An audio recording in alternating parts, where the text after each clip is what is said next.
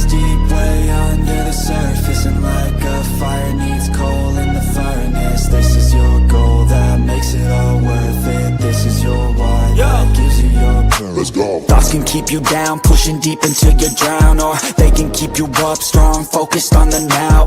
Glass half full, or has it been emptied out? Well, that's all up to you and your mind. Do you doubt anything, everything, not a thing? Make my thoughts work for me, manifest what I need, what I want, what I see. I could be anything, I attract all the things that I see. I believe I'll achieve as I breathe in and out again and again. I don't doubt, I sit and I plan, and I found out that I can execute if I'm driven, if I listen, if I learn all the wisdom. Read some books, something written, watch the best. Teach a system, I invest, never hidden, I ain't scared. Ain't no chicken, I take dares. I'll be winning, you get back what you're giving. Find the reason that you're living, what you're good at, all your gifts and what you love. Take a risk and find out what you've been missing. Little lies deep way under the surface, and like a fire needs coal in the furnace. This is your goal that makes it all worth it. This is your why that gives you your purpose. Little lies deep way under the surface, and like a fire needs coal in the furnace. This is your goal that makes it all worth it. This is your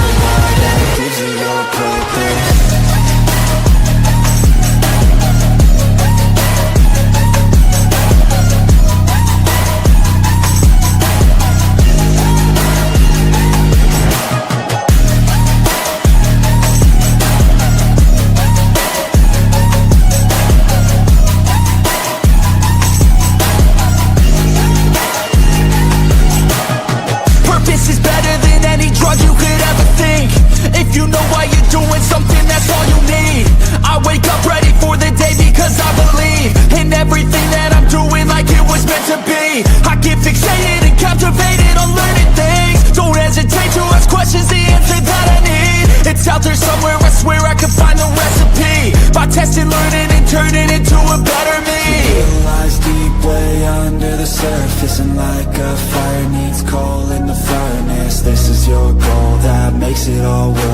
This is your why that gives you your purpose. Little lies deep way under the surface, and like a fire needs coal in the furnace. This is your goal that makes it all worth it. This is your why that gives you your purpose.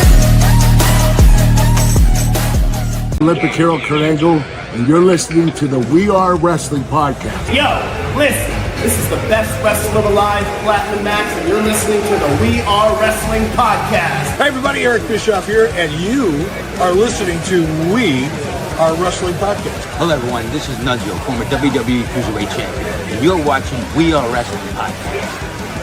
We Are Wrestling podcast. Check them out, man. Stay tuned, listen to the podcast. Best one, Donnie might teach you a thing or two.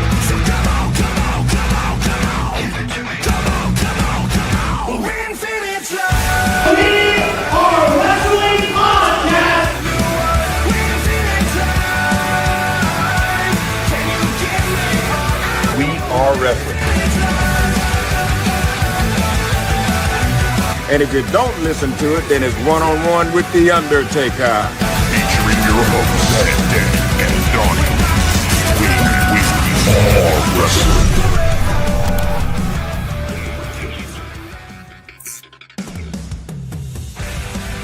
What is up? We are Wrestling Maniacs out there worldwide.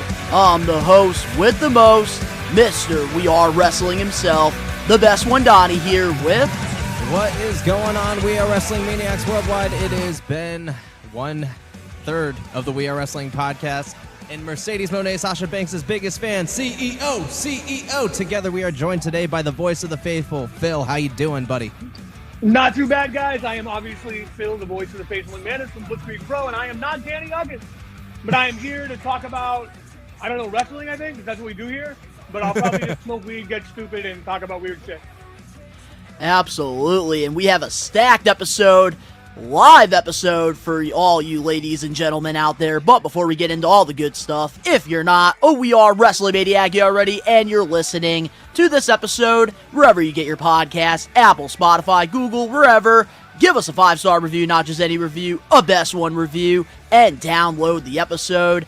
and give us a follow over on the social media pages for daily wrestling content. But if you're not a We Are Wrestling Maniac, you're already over on the YouTube channel where you can catch these episodes live every Wednesday for free, 5 p.m. Eastern Standard Time, and you're not a part of the thousands of subscribers. We recommend you to hit that subscribe button now, turn on the post notifications. Videos be coming out of nowhere like an RKO, and of course you already know the grind is real. CEO, CEO.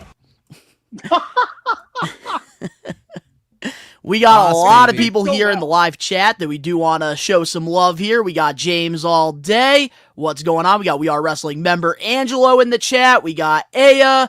What is going on? We got some love Aya? for Phil in the live chat here. Aya. Sorry for botching. We got Danny Huckins here. What's up? Sorry I couldn't attend. I'll be back next week. What's up, Phil? But don't worry, Danny. You're here in spirits. Because last week... I can channel my inner Danny. I can channel my inner Danny. Danny, I want to know that, like, you are inside me right now. You didn't even have to buy me dinner, but you were inside me. All up in you.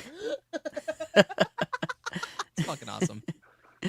Yep, and also, too, Danny, you are here with us in spirits, because last week on the show, during the Getting Put Over, I did tell all the fans here that, Ben, you didn't get to see the graphics yet, right? You didn't rewatch the episode last week? Nope, I didn't. All right, so, one thing that we do here, Phil, is for Getting Put Over, usually we do it towards the end of the show, and if somebody doesn't give me their answers by the time we record the episodes, this is what we do. So Danny, he didn't do his homework. And the last person we put over was Matt Cardona. So we have Danny here in the wheelchair. Told you, Danny, you're here in spirits. And then he also got kicked in the nuts by Eve Torres. Nice picture, bro. Nice. Solid choice. Oh, it gets better. Solid choice. Wow. JBL's favorite wrestler of 2025, giving Danny the armbar. I like it. I like The fact that you spend time on this is immaculate. Oh, it gets even better. Oh, no. He dug deep. He went into the archives. Whoa. Holy yeah. shit. During That's Danny's heel dark Danny. days. Yeah, that was Dark when he was a days heel. of Dan- That Danny is not inside me. Just for the record, that one is not inside me right now. I wouldn't fuck around with that guy. No. And here's the best one. I'm sure you've listened to the song on iTunes back in 2010. Oh, Oh my God. Look at that fucking guy. It's when he used to know what sun and grass felt like. Oh my God. I think I saw that kid in the Diddy Files on Hulu. This weekend. Did he? Oh no, not Diddy. That makes sense because wasn't he Big Dick Johnson? Isn't Danny Big Dick Johnson too? And he was covered in baby oil. No, I makes think so we much did sense. do that meme picture a Yeah, while back. We did. So honestly, that fits. It tracks so well. It Wow, dude, roots it- all roads there we route go. back to Diddy. all roads lead to Diddy, and yeah, all right. I mean, Well, Danny, that's a theme. we just want to let you guys know, Danny is here with us In spirit. in And spirit. inside me. And inside Phil. Yep, inside. Ooh, there he was right there. There he was, and now he's gone. Yeah, he's kind of quick like that. He'll come in. It's very, and it's very wow, fleeting. wait, hold up. It's a fleeting moment. But it's a moment, nonetheless. My wife calls me Big Dick Johnson on date night. All right, well, Oh, guys, this Oh. Sunday for AEW Dynasty, I will be doing a live watch along here on the We Are Wrestling YouTube channel. Yes, if you there's will. anybody that's still watching AEW, I know I am. But also a couple other things too. We have a couple vlogs up on the We Are Wrestling channel. If you guys haven't checked out the Big Event New York vlog, you can check that out. And I even have a haul video over on the Toy channel. And one of our We Are Wrestling maniacs, Dan the Man, went on the Jericho Oh my God, my cruise hero. and got My to hero. party with Will Ospreay. Great footage on there. So if you guys haven't checked those out, highly recommend it. Also, we can make this announcement here now that it's official. On Saturday, June 14th, the Wrestling Classic. We Are Wrestling. We're bringing in the Blue Meanie. But we got some bigger news happening because not only will there be an autograph meet and greet session with a bunch of legends in the business during the day, but at night, Phil, what's happening? There will be a Blitzkrieg Pro show working with Pioneer Valley Pro to bring the best of Northeast indie wrestling to everyone. Let's go. That is right. So, not only is there going to be a convention during the day, but there's also going to be wrestling later on. So, if you guys want to make the trip out to Western Mass, South End Good Community Lord. Center in Springfield, Mass, it's going to be totally worth it. Good Lord. Wow. But That is gonna be let's a talk stacked weekend. about over the weekend, guys, because Blitzkrieg Pro, We Are Wrestling. We sponsored 2 matches. My guy. Sponsored the Paul London versus Andy Brown and a WWE ID match, which was Marcus Mathers versus Sean Legacy. Fucking 2 incredibly talented individuals, man, dude. That whole match was a banger, and I love that the crowd was feeling both guys. There was no heel, there was no face in the situation. It was just 2 dudes living the dream. Underneath the first Connecticut area ID match, right? Absolutely, man. It was the first IG match in Connecticut for WWE. Nice. That week, I have to say, it was absolutely fucking wild. And like 8-year-old to 17-year-old me fucking was like, you're fucking lying, when I had to sign paperwork for WWE itself to be part of the WWE ID match. So That's like, fucking wild. it was, man, you best believe I printed 2 copies to keep for myself for like all fucking time, and the copies to sign and do the proper thing with. But I mean, what they're doing with that program, dude, I mean, I've been touting this since it started with you, Donnie. And I mean, I've made it all the way on the fucking local news about it. It's no secret that I'm a giant fan of what they're doing with this, and just all the new eyes it's putting on independent wrestling in general, but also companies like us. We've worked with Marcus how many times now? And Sean Legacy, like, big shout out to Sean. Sean messaged me last year in February asking about Blitzkrieg. Dude, Sean Legacy, I just got to say this. I talked to him for a little while, like during the intermission. What a nice guy. Dude, Oh, So phenomenal freaking guy. nice. No Sean gimmick. is- No gimmick there. That's just him.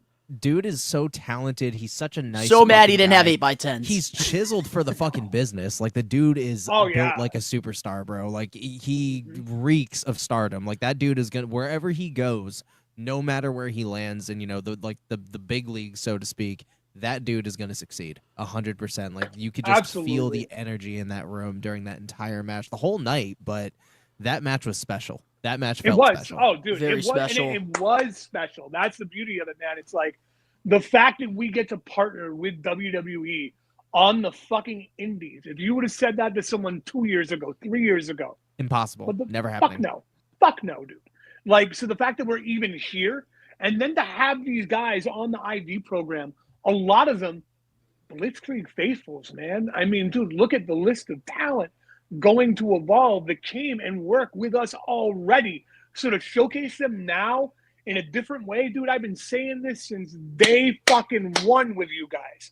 Enjoy the people we have now, because pretty soon you're gonna have to pay bigger money to go see them in WWE. what- But you Dude, can I've say always you've said been that. there. Even like during day 1 of Blitzkrieg, like for the first couple of years I was going.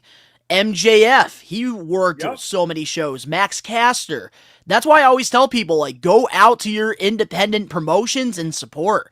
Because, man, there's lots of talent right now. Know what And the if one of there's the a time to fucking- get into it, it's now. No, one, Oh, yeah. one of the fucking coolest things about it is, with these superstars that are on this program, like, if they ever make it in WWE, if they ever, eventually get there and sign, the fucking dotted line, when they get those video packages of their careers and them coming up, that footage is going to be in there. We're going to be seeing Absolutely. that shit eventually Yeah. in there, and it's going to be so fucking cool to see their humble beginnings and then seeing what they're going for, in real time, and it's going to be a beautiful thing. Dude, And I it will is. do a little cheap plug here. When the WWE ID thing first came out, Phil and I, we did a whole We Are Wrestling podcast extra with like our first thoughts on everything, which we are posting clips over on the We Are Wrestling Clips channel from like old episodes of the podcast and extras.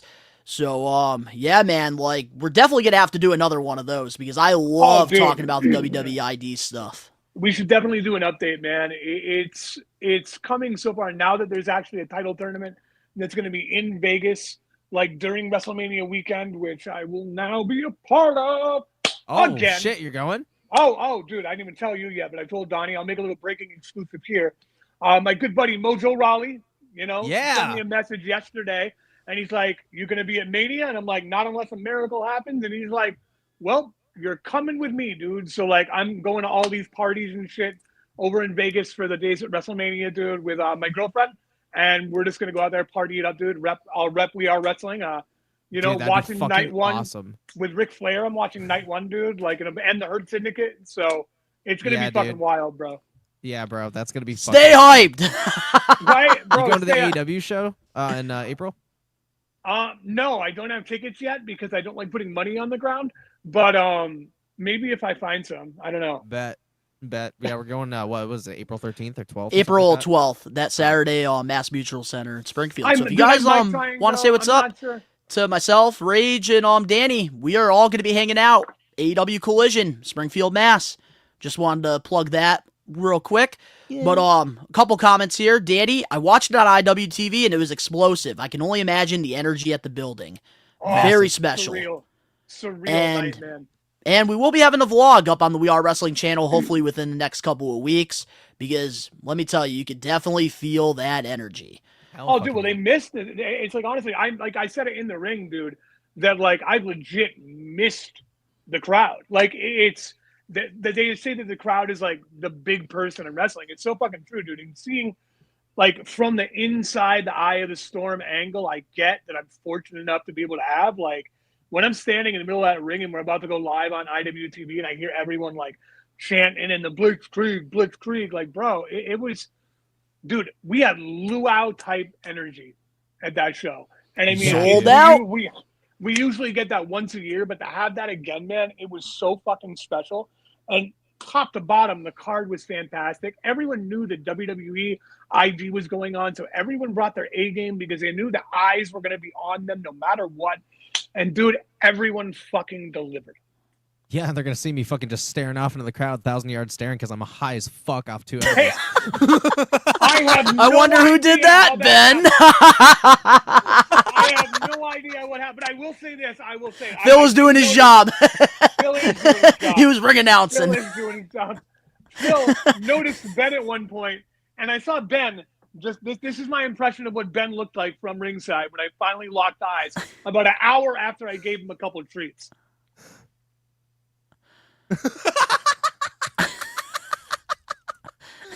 Dude, speaking of locking eyes, I locked eyes with one of the people in the fucking crowd as I'm devouring one of those fucking Rice Krispie treats from the stand. Dude, I came in clutch with those. Dude, I fucking am sitting there, one leg straight out, just. And there's a match going on, and I'm just fucking I'm like making love to this fucking Rice Krispie treat, and I lock eyes with the purple-haired chick with the glasses and the boyfriend with the beard that was sitting near you guys. Yep. I locked eyes with her, and I'm fucking just going in. I just kind of like stare for a second. I don't even react. I just go right back to the job, bro. I love it, dude. I'm sure Matt Flood got plenty of pictures of that. Oh my god, bro. Which shout out to Matt Flood though on these pictures here, Dude, man. Flood Incredible. Flood is one of the nicest dudes, period, man. Like he was kind of just shooting the shit as like the matches were going on with us. He's a really nice And happy guy. birthday. Happy birthday. It was his birthday a couple of days ago too, man. Oh shit, happy So belated. big shout out Happy to that, birthday, dude. Matt. And also Danny Darko, the other photographer who was there, who I Yeah. get a lot of my shots that I put up from him, and he did all the Charles Mason You did a good shots. job on yours. Bro, phenomenal work. Can't recommend the guy enough, dude. Instagram, Danny Darko. Check out his work, dude. Phenomenal photographer as well. Fuck yeah, man. Absolutely. Also, got to give a quick shout out to a couple New England gentlemen. Swipe right on NXT last night. Brad Baylor, Ricky Smokes, going at it with the NXT Tag Team Champions. Oh my god, dude, that is fucking Hundos! I'm waiting to see more of the boys on WWE television, bro. I'm excited. Even as security, as a fucking superstar act, everything. I'm excited to see the boys on TV, man. It's exciting. It's cool, and that's the best thing about this. And again, to wave the flag of indie wrestling, which is what I do here. Dude, these guys are in your backyard, and now they're on your TV in your living rooms, and you were all part of it. You were there at the beginning, and now you get to watch the climb. So it's like something as a wrestling fan that we always talk about is the romance of the sport itself and how romantic it can get as a fan. And that is one of those moments that you now have where it's like, fuck, man, I watched this guy work a bingo hall. I watched this guy Speak work into a my fucking soul. luau. And boom, now I'm watching him come out at WrestleMania, dude. Like, Breathe life now into it's me, not Phil. just like, holy shit. Now it's like, damn, I was part of Dude. that since day one, man. You're so fucking deep. Keep going. Like, for real, dude. Like, I'm just like, I look at the It's so Cody shit true. with the Independents, dude. I look at Drew McIntyre reinventing himself on the Independents. I look at all these things, man. And It's so like I beautiful. said earlier, I fortunately get that beautiful seat where I get to be in the ring with It's these kind people. of- I'm So- comparing it to fucking the Nintendo Switch 2 shit that just dropped today, dude. Right, I cried when I saw the fucking GameCube controller, and I cried seeing Soul Calibur 2 and fucking Wind Waker on the Switch 2. Nostalgia's a I real fucking drug, cried. man. I saw it GameCube today on fucking- YouTube. oh. I cried, bro. Like, I was like, we're really those fucking parents now that are telling our kids Yeah. about these dope ass things coming back into the mainstream. And I feel that energy. And not only is it fucking kind of bittersweet because I'm getting old as fuck, but it's also sick as fuck because, dude, all of the fucking things that were cool back then are becoming cool again. And I'm fucking here for it, dude. And that is Bro. like the Well, with the beautiful sentiment GameCube, to wasn't this it story. like already 20 years, right? It's already been 20 years. It's been Oh it's my been God. 23 Yeah, years. because usually the science behind like nostalgia is like after Dog, 20 years, that's first- where like you really like start to feel it. First fucking 2 games I ever got on my GameCube. 3 actually. Dragon Ball Z Budokai, the first one that came out. Okay. Legend of Zelda Collector's Edition. And fucking Sonic Adventure Battle 2. Shit ruled my life, bro. Oh no, Super Smash Brothers. Super Smash Brothers Melee. That's You what want it to was. hear old? You want to hear real old, Ben? Let's go. I got the original Nintendo when it first Yep. came out. Oh, I thought you were going to talk about the Atari. That's what I No, thought fuck you were going off, to talk right there, about. buddy. Right there, dude. No, dude, I haven't had the Atari, but I've had your father inside me. So, Oh! but I got the original Nintendo, dude, with the Legend of Zelda, Bubble Bobble, and of course it came with Mario and Duck Hunt. So like I was there at the fucking beginning roots, bro. So Yeah, that's fucking old. I've So, played like, an actual I get Nintendo from the 80s, bro. I've played an actual console that Yeah. was purchased then in 2002, so I totally understand where you come from. That shit is yeah. Oh yeah, bro, Nintendo at heart. I mean, you tattooed Nintendo shit on me yourself, bro. Yeah, how's the mushroom doing? Good? Doing good, man. I forget where it is sometimes because I have so many it's like fucking right over tattoos. here. It's like right over here. It's back there. Oh, Yeah, there you it see is. Right there. Yeah, right there. You got to show some love to the mushroom in the live chat. Honestly, no, I honestly forget because I have so many fucking tattoos and so many random things on my sleeve that I Yep. forget until people point out, like, dude, is that Towley? And I'm like, oh fuck, I forgot I had that. Still Like, one of the cleanest it's- tattoos I've ever done. Oh, bro, it's beautiful. And let's give a little shout out to Towley. Oh, Tally. Here, we'll put it full screen there. Wanna get Let's go here. Look at There that. we Look at that. go. That's some of my ink right there, y'all. You know, I'm not man, lying. Cream fresh. Woo. All right, well, guys, with that being said, now let's get into the We Are Wrestling power of the poll. Every week, we recommend all the Maniacs to go to the We Are Wrestling YouTube channel, go to our community tab. We give you guys 1 week to vote, and since April Fool's was yesterday, we decided let's ask you guys who you think is the funniest wrestler. And the 4 options that the Maniacs got to choose from were The Rock, Chris Jericho, Santino Marella, and R-Truth. Phil, who do you think got this? Oh man, I gotta think about that because like that's wow. You tell me the power of the poll first, man. Let me rip this thing a couple times and give that some thought because all of them are funny in their own unique ways. So like, give me a second, man. Alrighty. Music in my head. Well, while you take that hit, Ben, hit the beat. Gotcha. I really gotta do something else. And the results are 10% of you guys picked Chris Jericho, while 17% picked Santino Marella, 16% picked The Rock, and the winner, 57% R-Truth. Do you guys agree with the Maniacs on this one? Yes or no, and why? I'm gonna let you go first, Phil. Well, fuck you for teeing that off to me, man. But Yeah, I All day. love R-Truth. It's a different type of humor with him because I don't know, man. It's not like his promo work or like you look at The Rock. It's promo work. What he did against the guys when he was a face, what he did with the audience when he was a heel. Same with Jericho, same kind of thing. But with R-Truth, it's different because it's flash little fucking segments usually, dude.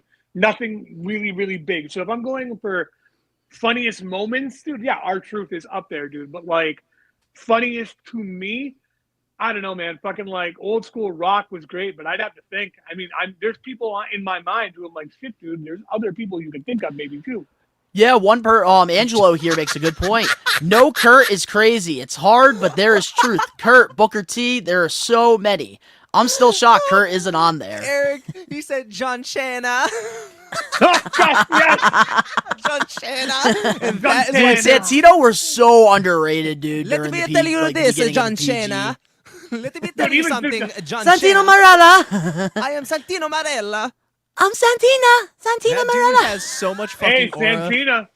Santino honestly should have won, and that was my vote because, dude, that dude was just naturally funny, and you knew you were gonna fucking shit yourself the moment he walked on screen. Absolutely. You knew Bo shit was going Batista. down. Bo Batista.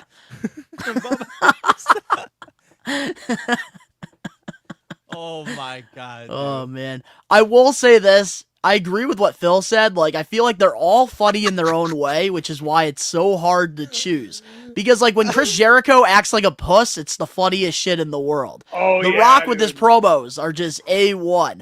R-Truth and Santino, like, they just fill that comedy role so perfect. Dude, if this was an actual specific segment, like if this was a specific segment, R-Truth would have won if it was his promo with not Bobby Lashley, Jesus fucking Christ, Brock Lesnar and fucking Paul. Oh my Heyman. God, yes. Yeah, That was would have great. won. If it was specific, Where he broke that would have them? won over everything. That Yep. shit would have won over everything, dude. Because I literally almost shit my pants when I fucking saw that shit the first Dude, time, dude. another good one from R-Truth, dude. When he did the Judgment Day family videos, where he did the baby Judgment Day. Oh, That was my God. fucking great.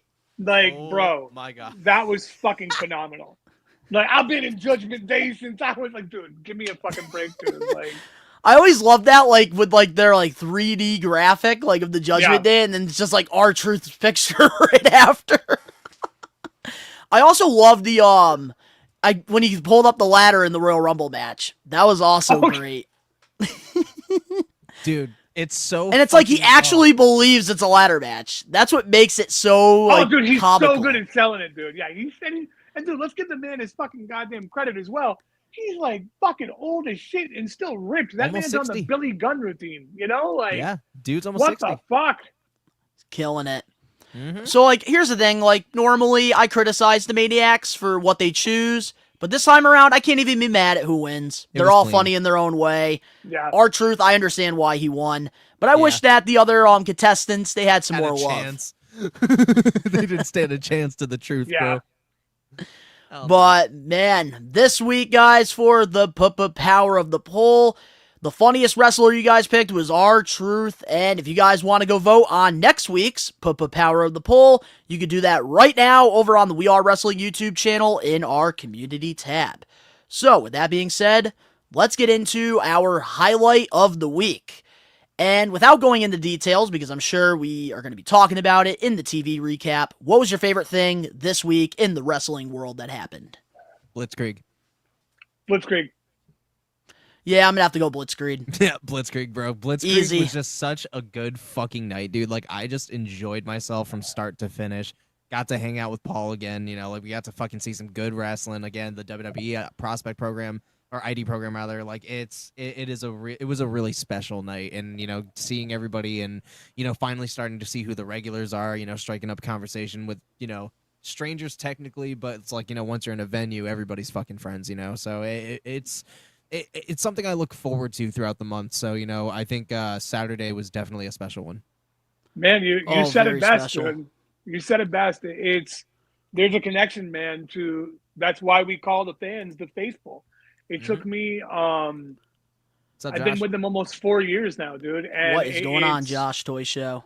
It is something special, man. Like it's when you miss a couple of shows because we missed the show last month because of weather, and then we took a month off. Like, man, those 2 months I am jonesing, bro. Like I was about Yeah. to do a cage fighting event in Queens, New York, and I'm like, I just missed the faithful, man. It's not the same, man. Like, whenever I go No. to, like, some other independent show, I enjoy it, but, like, nothing just hits like Blitzkrieg. Like, there's just something about Blitzkrieg that just stands out, like, from the rest. And I'm not saying that because We Are Wrestling, like, we're a sponsor, like, we partner with Blitzkrieg, been a fan since day one, and Blitzkrieg really made me get into like independent wrestling. Dude, Facts. it's great. Go for it, Ben. I'll say facts. Blitzkrieg for me when it comes to like the indies, like Blitzkrieg's definitely number one. Especially in terms of like, just kind of like the interaction, just the environment, and it kind of feels like, again, like everybody's fucking friends, including you and the superstars. Like it's sick as fuck. Like it doesn't get cooler than that. And then also Northeast Wrestling. Fuck yeah. I'm a huge they're so fucking fan good. of Northeast Wrestling, dude. Fuck yeah, Huge dude. fan. Yep.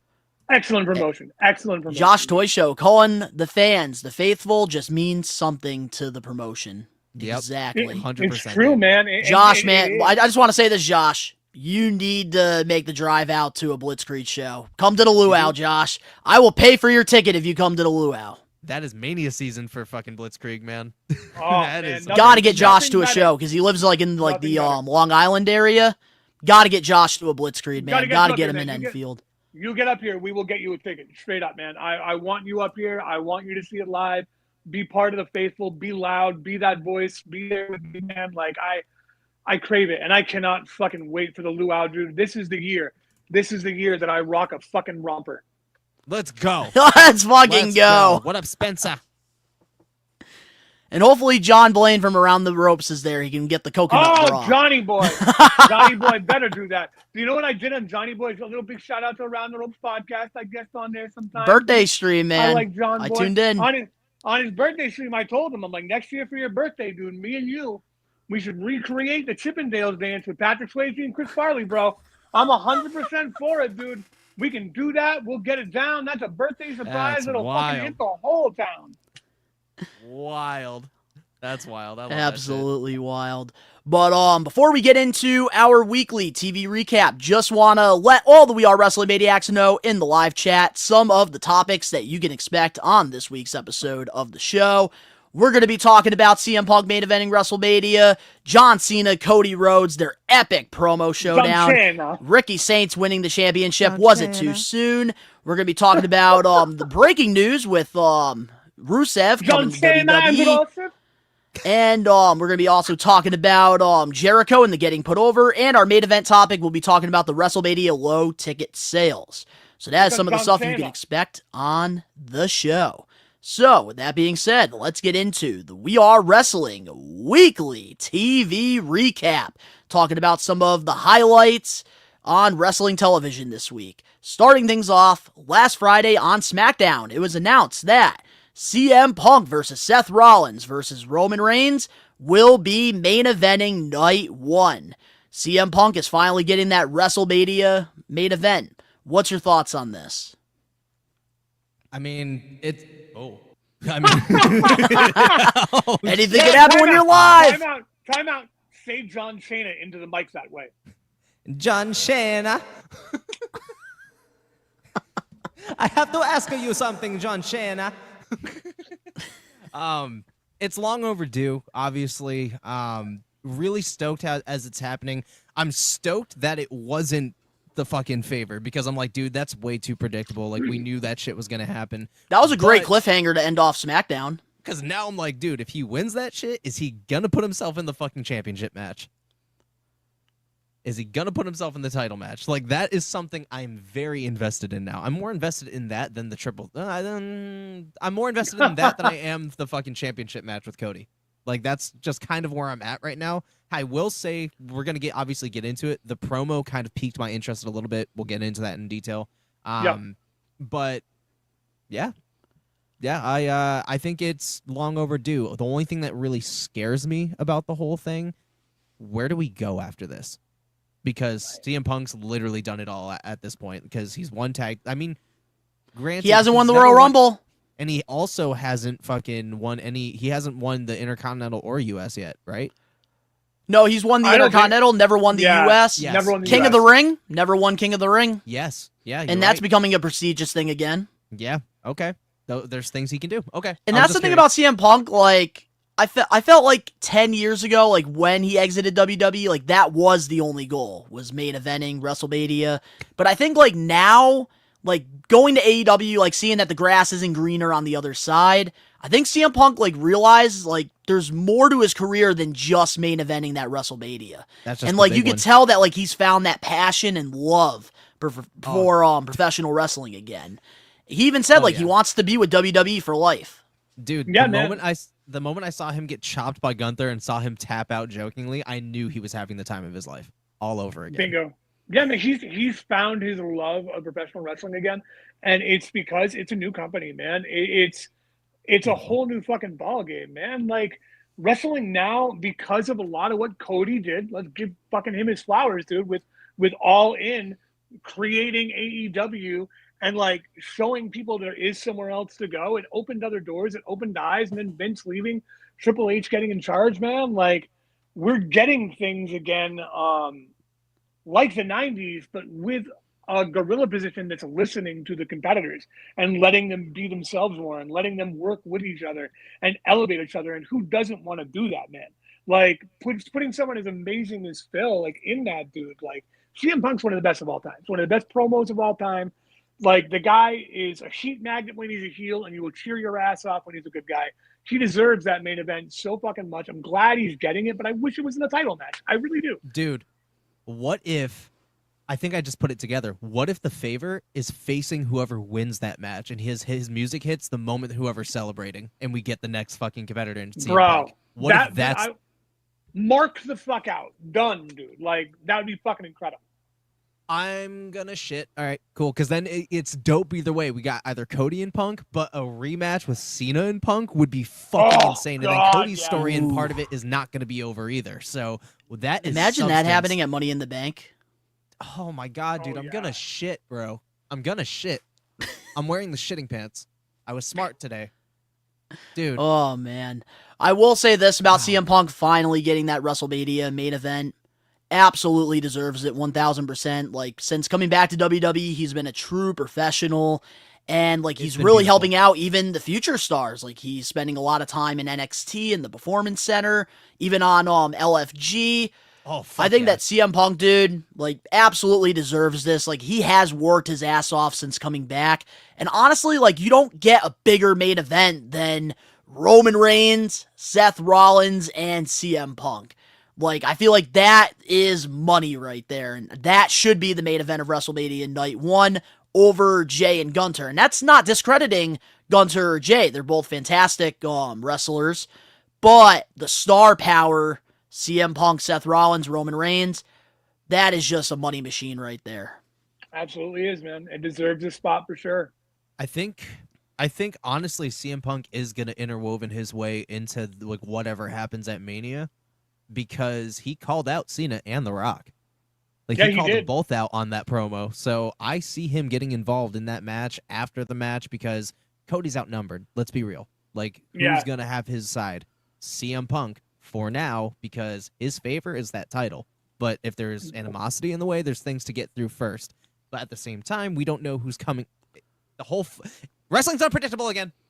Yep, there we go. Yep, pretty much. You look at, and that's you look what at makes the build-ups, man. this is what makes it fun with fantasy booking and stuff here on the show. Mm-hmm. But we do have a couple comments here I definitely want to read because a lot of people are passionate about this whole thing. Let's see here. We have Angelo saying, Paul said in the post promo years ago to Punk, I will walk down the walkway with you at WrestleMania when you main event someday, or I could see him being in Punk's corner at Mania.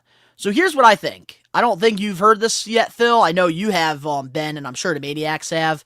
My prediction going into the triple threat as of right now, which things could change because we still have a couple weeks, here's what I think is going to happen. Paul Heyman is going to turn on Roman Reigns, and he's going to turn on CM Punk, and he's going to help Seth Rollins win. Oh, yeah. I've seen that, too. Like, a lot of places. Punk's not getting no favor. Yeah, I think that's the safest prediction, dude. And we get, like, a monster heel Rollins with Heyman helping the voice, not being the voice.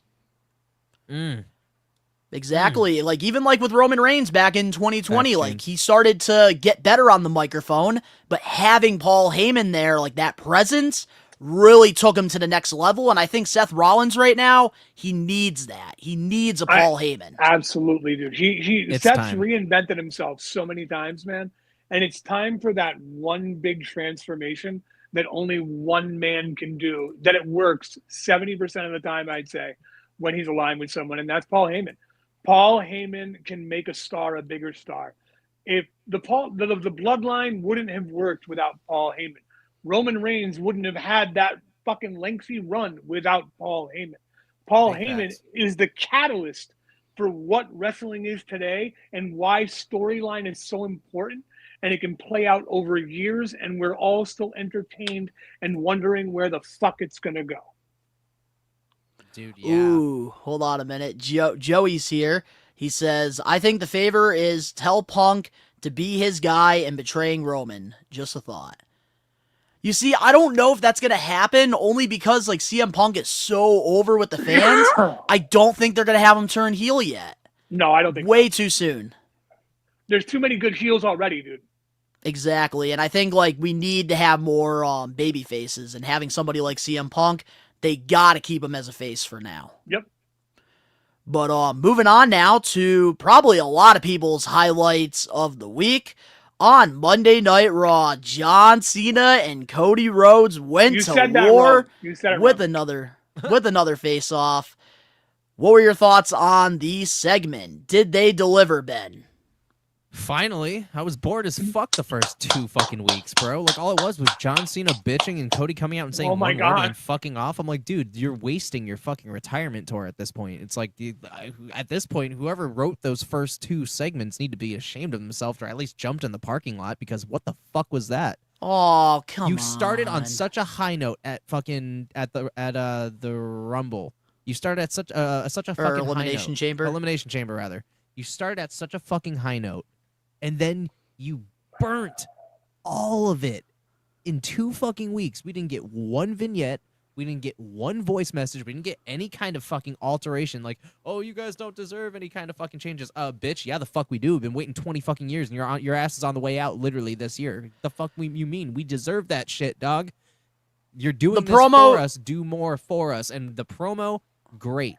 This one, phenomenal. I was invested. I was listening. They both dug deep into each other's careers for what was going on back and forth.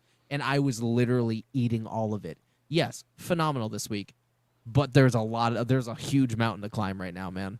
Okay, but wait, I do want to rewind a little bit to the first couple weeks with John Cena's promos. Here's what I think was the problem here. Because I was talking to Danny about this last week on the show when you were absent, and I think the promos were fantastic, but the problem was the timing. They should have had Cena cut these promos after Elimination Chamber, build up the heel character, like they did. And I think him being absent, finishing his filming in Africa, wherever he was, I think that didn't help at all. Like, this should have been a couple weeks ago, those first 2 promos that we got. And I think the timing was off, which is why there was mixed reactions with the Cena promos. Me personally, I enjoyed him, but the timing I think was a little off. What should have happened is he should have stuck to his fucking word, and at 2025, from start to finish, he should have just put everything else on hold. Agree. That's what should have fucking happened. But John Cena fucked everybody again. Like, John Cena is a great company guy. John Cena is and will forever be the face and intertwined with that company. But the dude is not perfect, and this is one of his moments where he is not perfect, because you promised these fans an entire year to say goodbye, and you fucking pissed away the first 3, almost 4 months. Dude, I've been waiting to talk about this with someone for a good fucking month now. And Ben, you took everything I wanted to say and said it pretty much. Mm-hmm. That I felt like John Cena decided, okay, we don't deserve it. That's going to be the gimmick. Cool. So I'm a stepdad who's angry at my fucking blended family and wants to take it out on them every week for 2 weeks straight, saying the same thing, that we don't deserve anything. Which, dude, it's fucking Mania season. Guess what? We do. Yep. Absolutely. We do. And this is your last Mania. Mind. Yeah. This is your last Mania. Like, I don't need you to full NWO Hollywood Hogan, but I need you to put in a little effort outside of telling us that we've been assholes and it hurt your feelings. Like, I want it to be what if you didn't want to go back to the rap gimmick, you didn't want to be like the new corporate guy, give us something a little more raw than telling us that we suck and you don't want to be here. That's you're gonna such a stab fucking me- boring heel fucking thing to do. It If is so you- easy to do.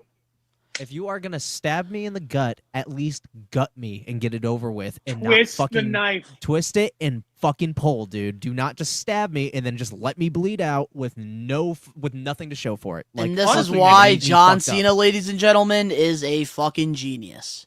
No. Because No, no, dude, no, Donnie, time out, Donnie, no. This is the fucking problem, dude. Is you people are gonna be like, oh, look, he got you mad for real. You're a genius. He said we'd complain. he's like being this. a heel. He said we'd be No. We're not supposed to like the heels. Bro, He's giving it's us Vince not- McMahon but material. Time out. I got this, Ben. He's doing it on purpose. Time out. He don't wants us to not hate like him. Bro, I don't not like him because of that. I'm not just disappointed because of that. I just think that your newest gimmick is no gimmick to make it look like, got you to fans. How the fuck is that pulling in new ones? I'm It's gonna not. ruin pro wrestling. Yeah, for the fucking people who've been here for the whole ride. Again, what's that doing for new ones? Nothing. It's Cena's just playing showing chess, man. No, It's making you we're guys not. hate him, and you No, guys no, are getting he's behind not. Cody Rhodes. No, dude, we're I'm not. Bro, No. you're telling me No. what I feel. Donnie, quit gaslighting me. I do not feel that way, bro. I do not No. feel that way fucking at all. No, I think not that at John all. Cena is just being fucking lazy right now. Kind of like how he Mm-hmm. said he'd show up the whole fucking time and didn't show up the whole fucking time. Mm-hmm. What's the easiest way to fucking do it? I'm not happy about And that, guess though. what? And guess what? People like you, buddy, are going to be like, oh, this is his whole grand scheme plan because you know wrestling. You're smart with wrestling. You're figuring out, oh, he's doing this against us. Yeah, that's great. He's doing it's it boring. against guys like you. What the fuck is that going to do when it's Mania season? You're under a new fucking regime, dude, and you're trying to put butts in seats. Want to know why there's low ticket sales? No one besides fucking you is interested. No. Ticket sales? It is not John Cena's fault why the ticket sales are low. It is a huge. There is Main one event. reason. The One reason main why event. WWE ticket Bro, sales why? are horrible, and I'm going to it get into money? more details about it in our main event topic. It's TKO. TKO John is the Cena's reason why the boring tickets ass are storyline. and friggin' someone all-time enough low. to spend 10 And grand on someone, this shit. dude, exactly. And Why would you someone pay who was 10 grand there, for garbage? I was Casual Don, you guys are not going to call me Casual Don in the live Casual chat. Don. We are not Casual making that a Don. thing. No, we are not making that a thing. Casual Donnie. No, not happening. Say it like I'm Santino. standing on Say business. it like Santino. Casual Donnie. Casual Donnie. Casual, go fuck yourself. Casual Donnie. Clean up and semen on aisle 5. Casual Donnie. I love a John Cena. I like a I'm John Casual Cena. Donnie. Oh my god. This whole feud is so unbelievably forced and corny. Okay, here's what I'm going to say real quick. I can tell that you guys in the live chat are not subscribed to the We Are Wrestling Clips channel. You need to go and friggin' like that video of Ben and Danny ranting about the John Cena promo sucking. Because we got so many dislikes on that. 'Cause it's So Do you many. know why? Do you wanna Because know I why? wasn't here, I was sick. Because just like John Cena's fucking work, we're not pulling in anyone new. We're only Yeah. going for you. Yeah. We gotta It's pull in boring. new. The only people that are eating this are the John Cena buttfuckers, and I'm not one of them. And bro, I am not underneath, one of them. I have Danny. Hey, he's my childhood hero. You have a pretty big mouth, the John He's just Cena. going through a little manic episode right now. He's going through a midlife crisis, all right? No, I'm not. There's reasons behind all this. This is Donnie and John Cena right now. Here's his Make-A-Wish.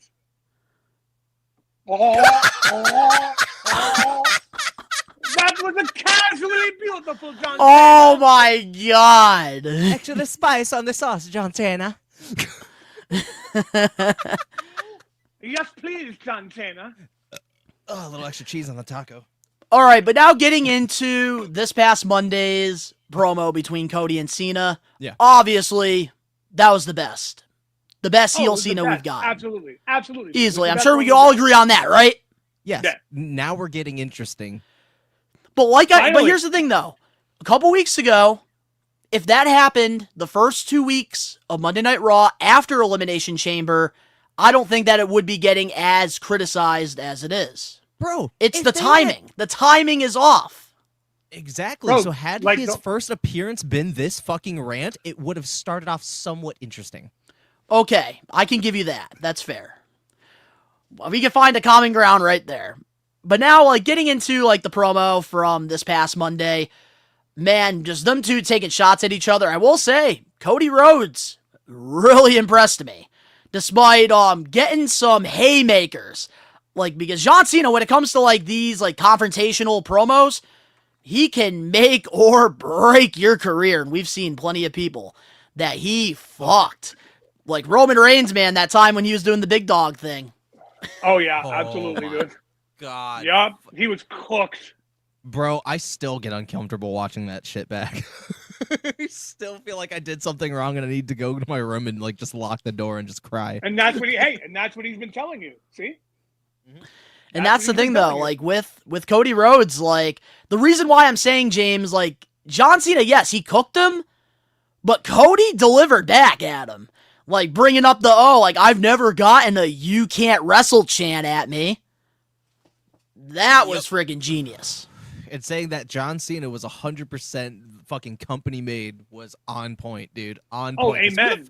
Who the fuck was brought up interested in Vince's the name prototype? without saying his name? Yeah, he's when like you knew. the only guy that fucking had any stock in you isn't here anymore, and we don't talk about it. I was just like, oh, bingo, shit. dude. Taking money from their kids, dude. That line that Cena cooked, oh my god, that was great. Oh, God, dude, the whole fucking. I love that even he brought up the lisp. I love that he even brought up his own fucking lisp and even said Stardust. I'm like, dude. Stardust. Now we're cooking. I'm like, where was this energy a month ago? Like, where the fuck was this? Because had he started this after It was filming.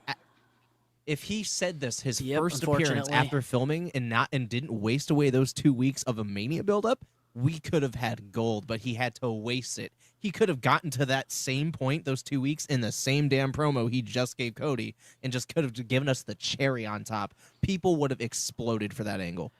Yep. There's a lot of people that did explode for it, but the timing, like that's why I give you guys, like I'm not gonna argue with you guys saying that like you're disappointed, because at the end of the day, like that John Cena first promo as a heel should have happened on that first episode of Raw after the Chamber. Yep.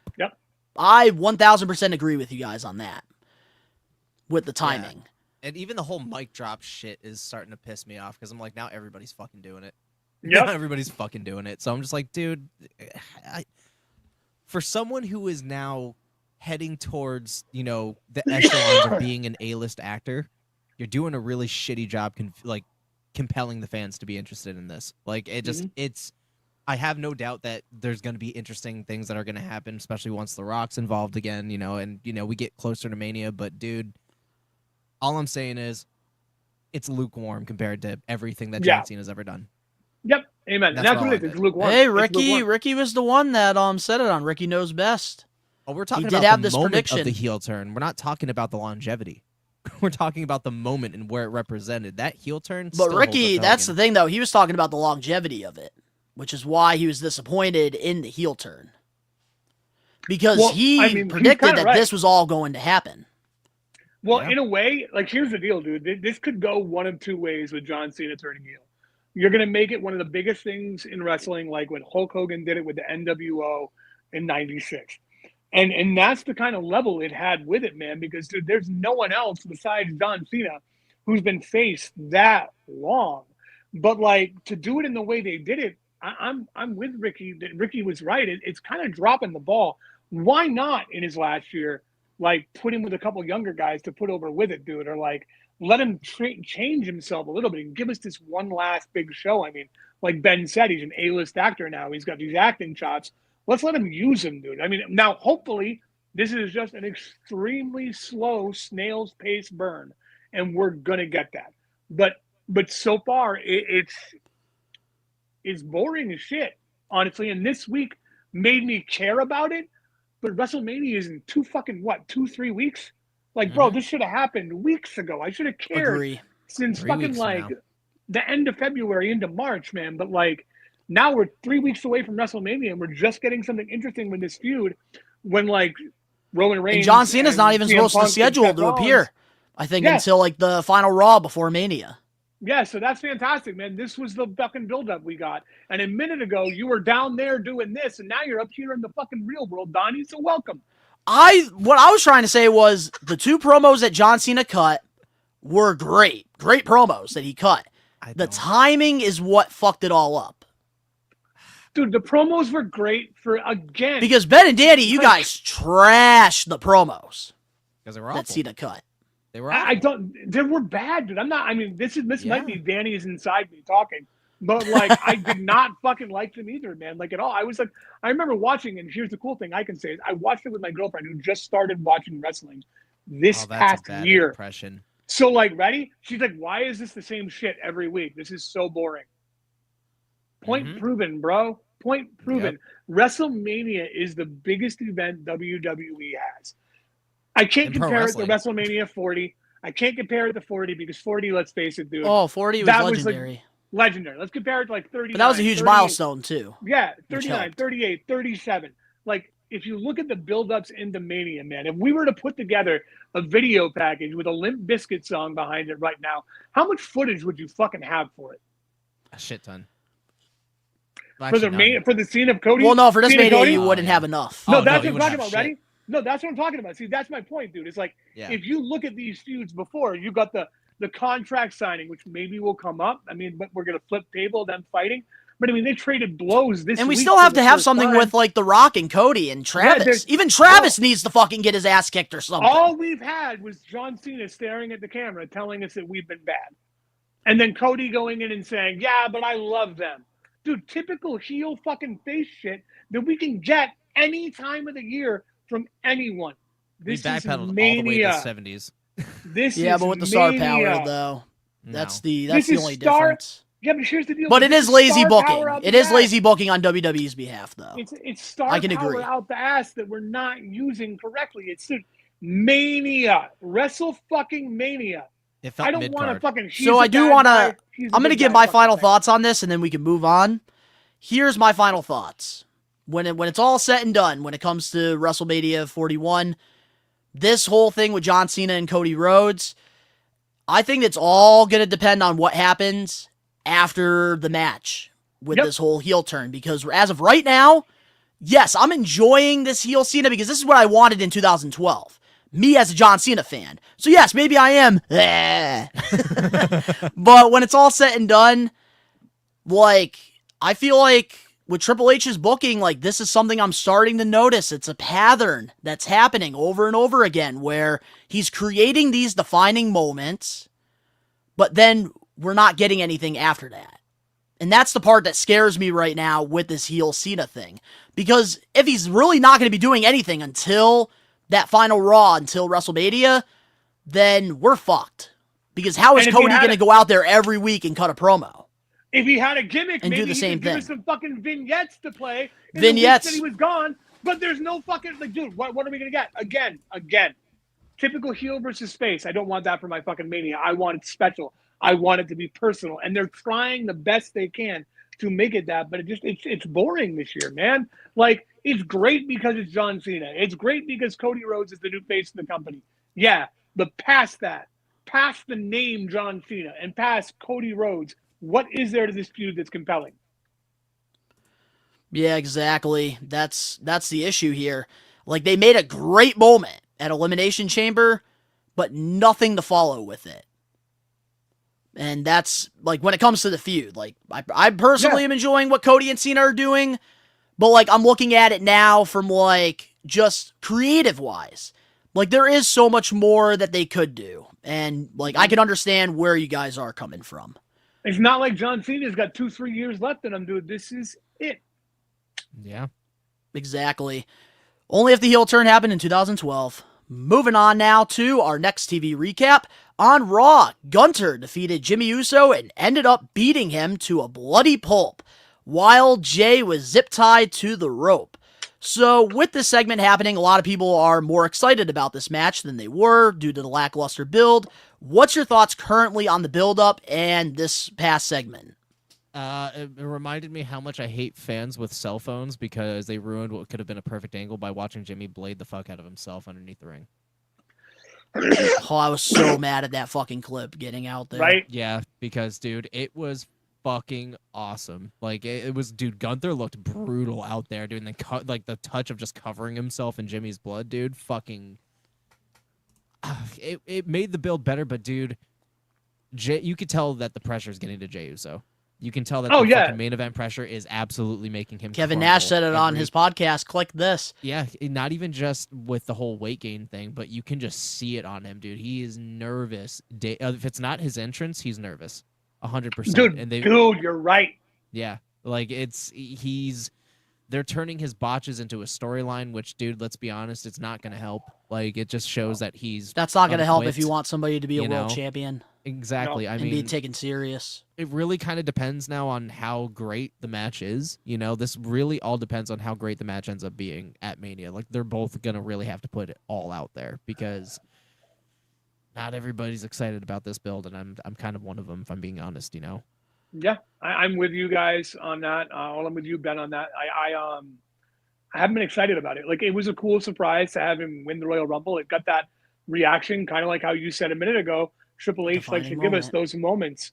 And yeah, that was a moment. But at the same time, too, man, like, winning the Royal Rumble, you're going to main event WrestleMania. And now we're going to put Jey Uso there, and we're not even going to have him in the main event because the storyline's so bad and no one cares enough to put him in the main event.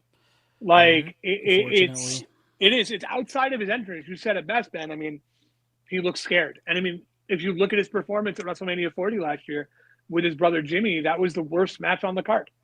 And outside of his entrance, he's botching.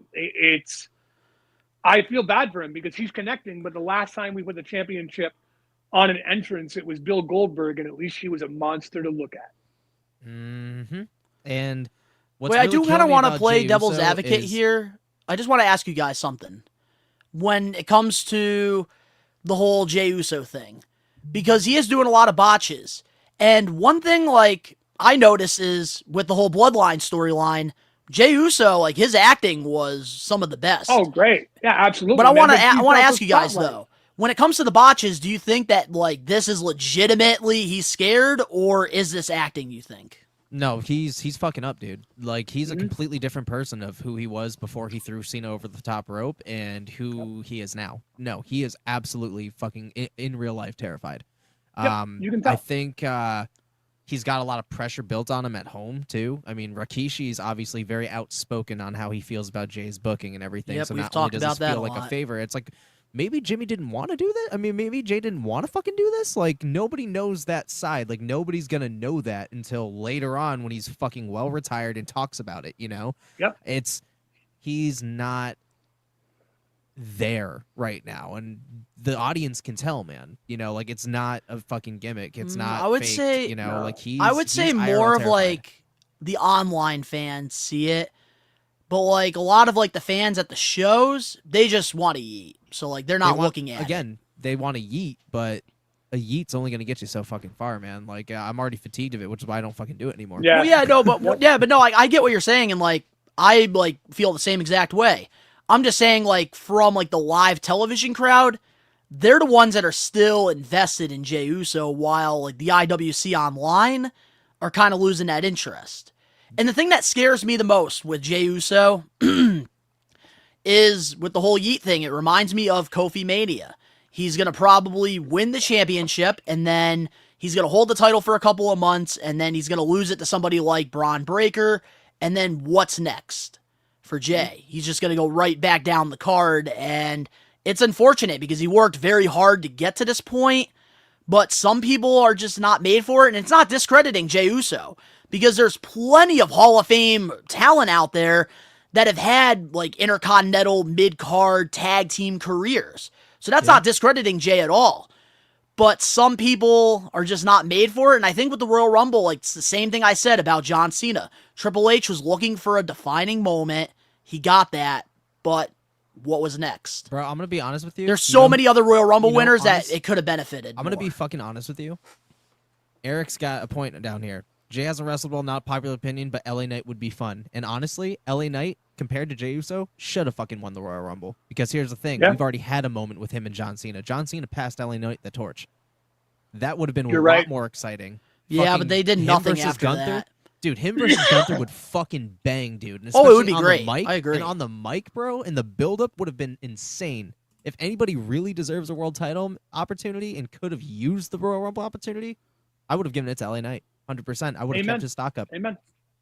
Yeah. I do agree, because that is like a difference between him and Jay. Like, they both have the catchphrases. They're both massively over with the crowd, but LA Knight could work better in the ring. And he has substance, and he's worked with other legends elsewhere. He's He's a veteran in the business, too. And he's already in his fucking 40s. The dude needs a world title. Yeah, like 100%. absolutely. All the stars pointed to LA Knight, and still they're fucking it up. Like, dude, if LA Knight does not win the Royal Rumble next year or does not have a fucking world title under his belt within the next year and a half, dude, fuck WWE the way they're handling him.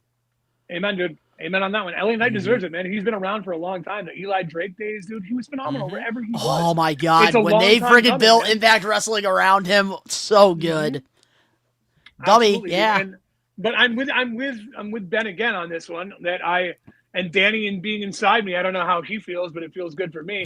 That Jey Uso just wasn't ready for that spot because, unfortunately, some people just shouldn't be in that spot.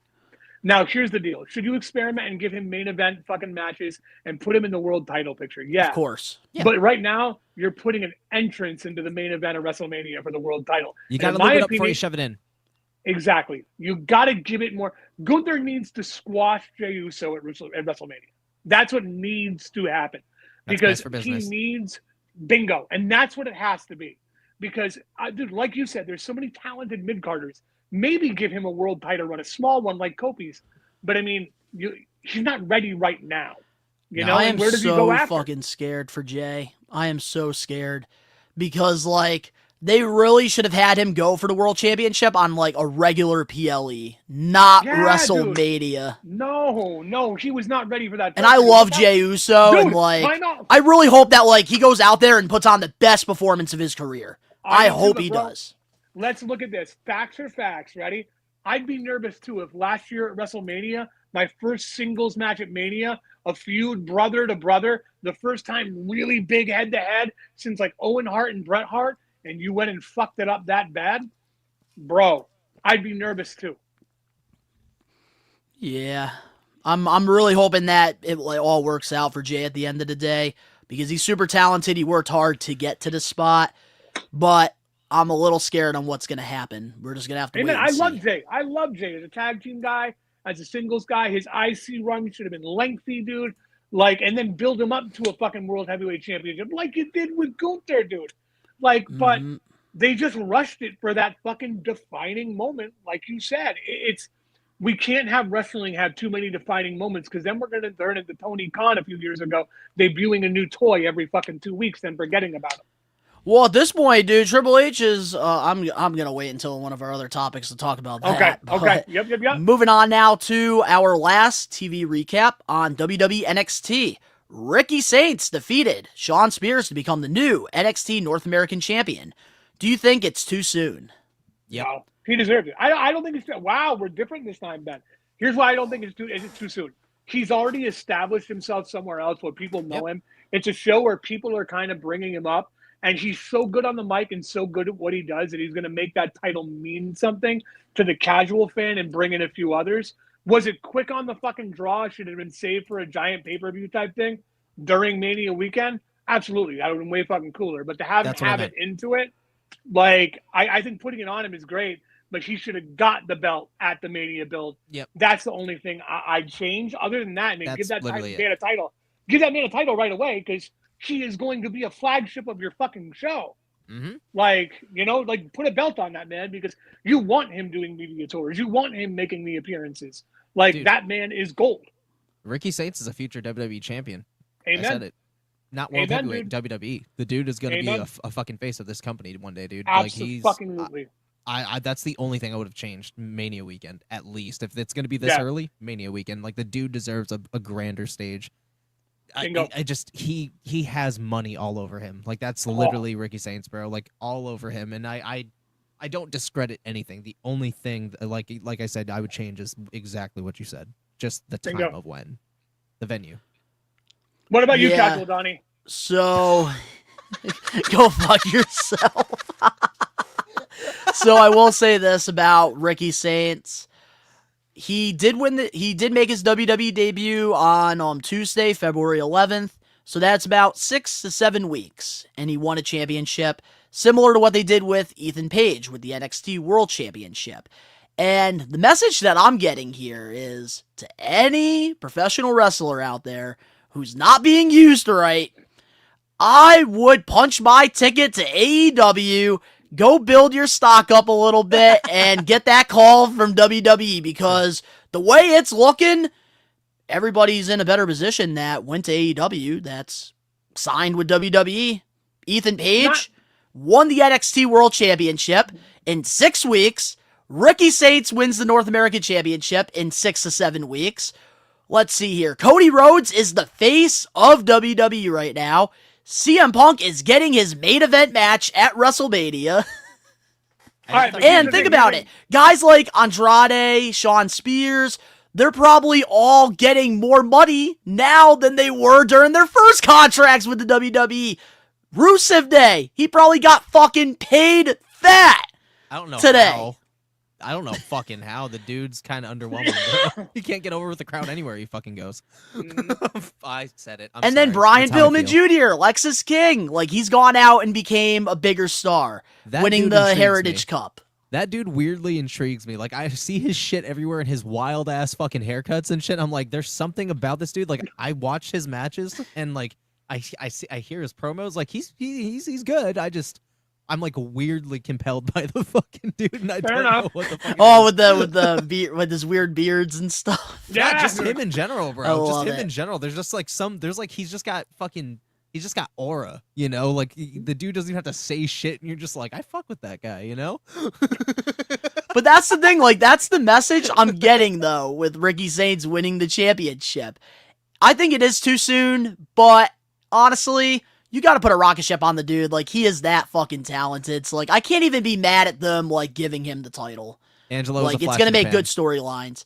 But I will say this. There's a lot of AEW fans that are pissed off about this one thing that happened at the end of NXT, but me, I fucking loved it.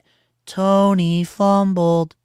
Yup. Tony fumbled. That was fucking hilarious. Yeah. Sorry, if we're clapping cheeks, we're thunderous clapping. Oh, also, yeah, Penta and Ray Phoenix, too. Like, look at them. They got big opportunities, too. That's another good example. Ray Phoenix isn't going to Angelo. be shit compared to Penta, though. They made Penta feel fucking huge, dude. They're not I said it, Ben, there's a clip right now on the We Are Wrestling Clips channel, and I said it, like, Ray Phoenix does not have the aura that his brother Penta has, and I'm very scared to see, like, how his career is going to be in WWE, because, like, Ray Phoenix, he's better than his brother in the ring, but that does nothing for you in WWE. You need to be larger than life. You need to have aura. You need to have that charisma. And Danny said it last week. He said, well, if they want Ray Phoenix to be more popular than his brother, they better give him a better entrance, which I don't think that's happening. That's not you can throw that out. If you were safe, you put his bitch ass on NXT. Yeah, right? You were Right? safe, you put him on NXT. Or he should have just never left. Dude, I'm honestly terrified for Ray Phoenix ever since I saw his arm injury. After that, I'm like, dude, can you even wrestle anymore? He can. You'd be very surprised, man. I watched him versus Kenny for 1 hour, dude. No, I And know, my God, I know. one of the best but matches just- I've ever seen. I don't know. It just Ray Phoenix is not going to survive. He's going to get buried compared to Penta, dude. Like, Penta is just so fucking over right now, dude. Like that. Ooh, that's I'm gonna a say good it. comparison. Penta's going to be the dude to take the fucking IC title off of Oh, Braun no Breaker. doubt. Penta's No doubt. gonna Ooh, be the actually, no. Nope. Penta's gonna be the one to take it off Breaker. They're gonna do Not yet. exactly what they did. No, Nope. they're gonna do exactly what they did with Ethan Page. They're gonna do exactly what they did Nope. with Ricky Saints, but on the fucking main roster. I'd mark my fucking words. Turn Okay, it I'm not gonna. into a Okay, Donnie. look, I'm not gonna be mad at all about that. Like, it I into can a see it short. happening, but here's what I think is gonna happen. As of What do you right think's now, gonna happen? things can obviously change. Dirty Dom, I think that he's gonna steal the win. Ooh, And then okay. Penta eventually is going to take the title from Dirty Dom because they have been kind of teasing a little feud there. Dude, I'd love to Yeah. see that. That'd be fucking dope as hell. to Because I watch. think Dirty Dom is going to finally get rewarded with the Intercontinental Championship, and he's going to steal it, and he's going to pin Finn Balor. My God, Dude, I just no- wish if we're gonna keep this Eddie Guerrero thing going, that he would hit a fucking gym. Like, I just wish the fucking dude would hit a fucking gym. Like, if we're gonna keep this shit going, just hit a fucking gym. You literally look like the fucking Walmart version, and it's honestly, Oh my God, it's sad. Well, he has It's leaned sad. out, though. He just has to get more muscle. Value, great value, Donnie. Great value. I'm looking for name brand. Or as I know, close to you as want a him to get some replica. muscle. I know. I've been asking for it, and for a while there, he was doing good. Every time he was just like, "Yeah," I'm like, "Oh shit, yeah!" Hey, Now leave Dirty it's Dom just like- alone, all right? Just like me, he loves chicken tendies, okay? I love chicken tendies too, and dude, I mean, I got chiseled off chicken tendies. You know why? I hit a fucking gym, Donnie. Right? Boom. Hey, I've done it before. Mm-hmm. Mm-hmm. Yeah. But man, but congratulations though to Ricky Saints on winning the North American Championship. Botch. I did botch that. I'm so used to calling him Starks. Ricky Starks. Get it right, you bitch. All right, well now with that being said, let's get into the We Are Wrestling weekly news and rumors. And we'll try to fly through these, so starting things off, according to Fightful, Karrion Kross is in a contract year. His contract is rumored to expire this summer. Those spoken to within WWE have been ecstatic with Kross's ability to get himself over on social media and the angles he's been involved with on WWE Raw. Should WWE re-sign Karrion Kross? Yep. Absolutely. But here's my fantasy booking of it. Let's go. Because the way we're You're a movie working with guy. because the way that we're working with the indies right now, with like letting these guys go sometimes because Karrion Kross has done something, let him disappear for a bit and make us think that he's not coming back and work the indies for a bit, become a fucking monster, then just show back up on the main roster at the same time. Let him blend between. Let him become that Karrion Kross of legend that was the fucking crazy guy. Let's see the paint come back, dude. Killer let's- Kross. Bro, let's have him go on the indies and take out the WWE prospects, bro. Bingo. Oh, I think that's what they're doing actually right now with Timothy Thatcher. Timothy Thatcher. Yeah, he's been. That's what they're doing right now. Karrion Exactly. Kross, give him a monster, bro. Have Karrion Kross do it, then have him take that character and bring it back to the fucking main screen. The fuck?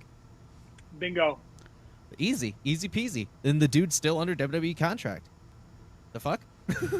I will say I'm happy that he is getting over with like the gimmick he's doing, but like I want to see him wrestle more. Like I want to see him actually do something. Like I want great in the NXT ring, Kross too. back. Dude, I'm telling you this Oh, right fuck now. yeah. And Kross's story is not Man, over, when he bro. debuted with no, like not Roman at all. Reigns, Dude, that No, dude, it's a hourglass, slow he burn. predicted everything. He predicted everything. The s- fall of the bloodline, everything. Sammy fucking turning, like all of it. Like he Okay. predicted everything. it's awesome that he's doing that. And But he's still doing it. okay, but like we're not seeing him wrestle in the ring. I He's think we're not doing a working slow- towards a championship. right? Yet. Slow burn. Slow burn. Give him, just give it time, Donnie. Give it time. Yeah. And I am, man, because I do love Karrion Kross. Like even with what he's doing right now weekly, I'm enjoying it. Amen. But I really hope, like, if he does re-sign with WWE, like, during, like, that contract extension, we get an Intercontinental or United States title run at least. Oh, he deserves. Because one I think no that matter he can make a championship dude. very relevant. Like, I I would want have him beat that. LA Knight, to be honest with you. Doug, I want that, and I also want to see Big Gold on him too, because that fucking World Oh, Heavyweight yeah. title would look beautiful around his waist, bro. I'm telling you that right now. Amen. That dude would rep that fucking belt so hard. But I am bro. nervous to see, like, what's going to happen with him. I do think that he will end up re-signing because he is a Triple H guy. Oh fuck! Yep. Triple H didn't bring him back for no fucking reason, bro. He didn't bring him back for no fucking reason. All right, there's something cooking. All right, and it's the one thing I will give Triple H the benefit of a doubt for. When it comes to his guys, there's always comeuppance. There's something that is going to happen with them, and I'm excited to see Aleister Black as well. You know, hint. If we're talking about Triple H guys, you know, SmackDown after WrestleMania is going to be lit. Anyways, but yeah, I'm excited for Karrion Kross. I hope they resign him. What's your thoughts, Donnie? Yeah, like, my only, like, concern, though, is, like, with all these people that WWE is signing, there's only so much television time you have.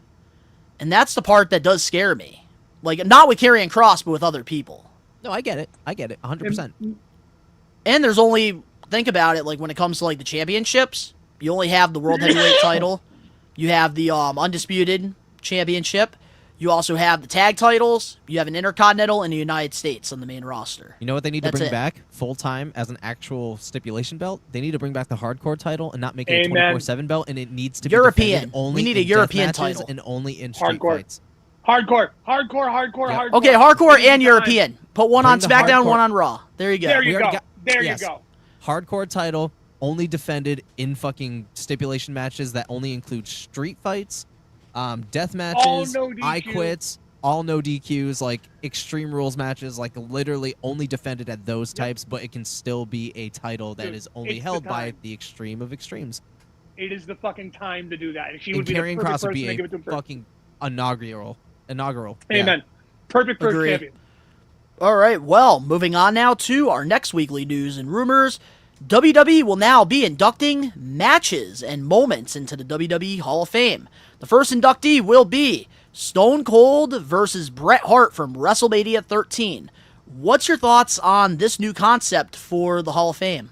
I love it. It doesn't just involve people anymore. It involves their work and what they've done and the moments that they've created and that are immortalized to the end of time that we're still going to be seeing 50 years from now. I think it's important. You don't just put the picture of the person who painted in the museum, you put their paintings in the museum.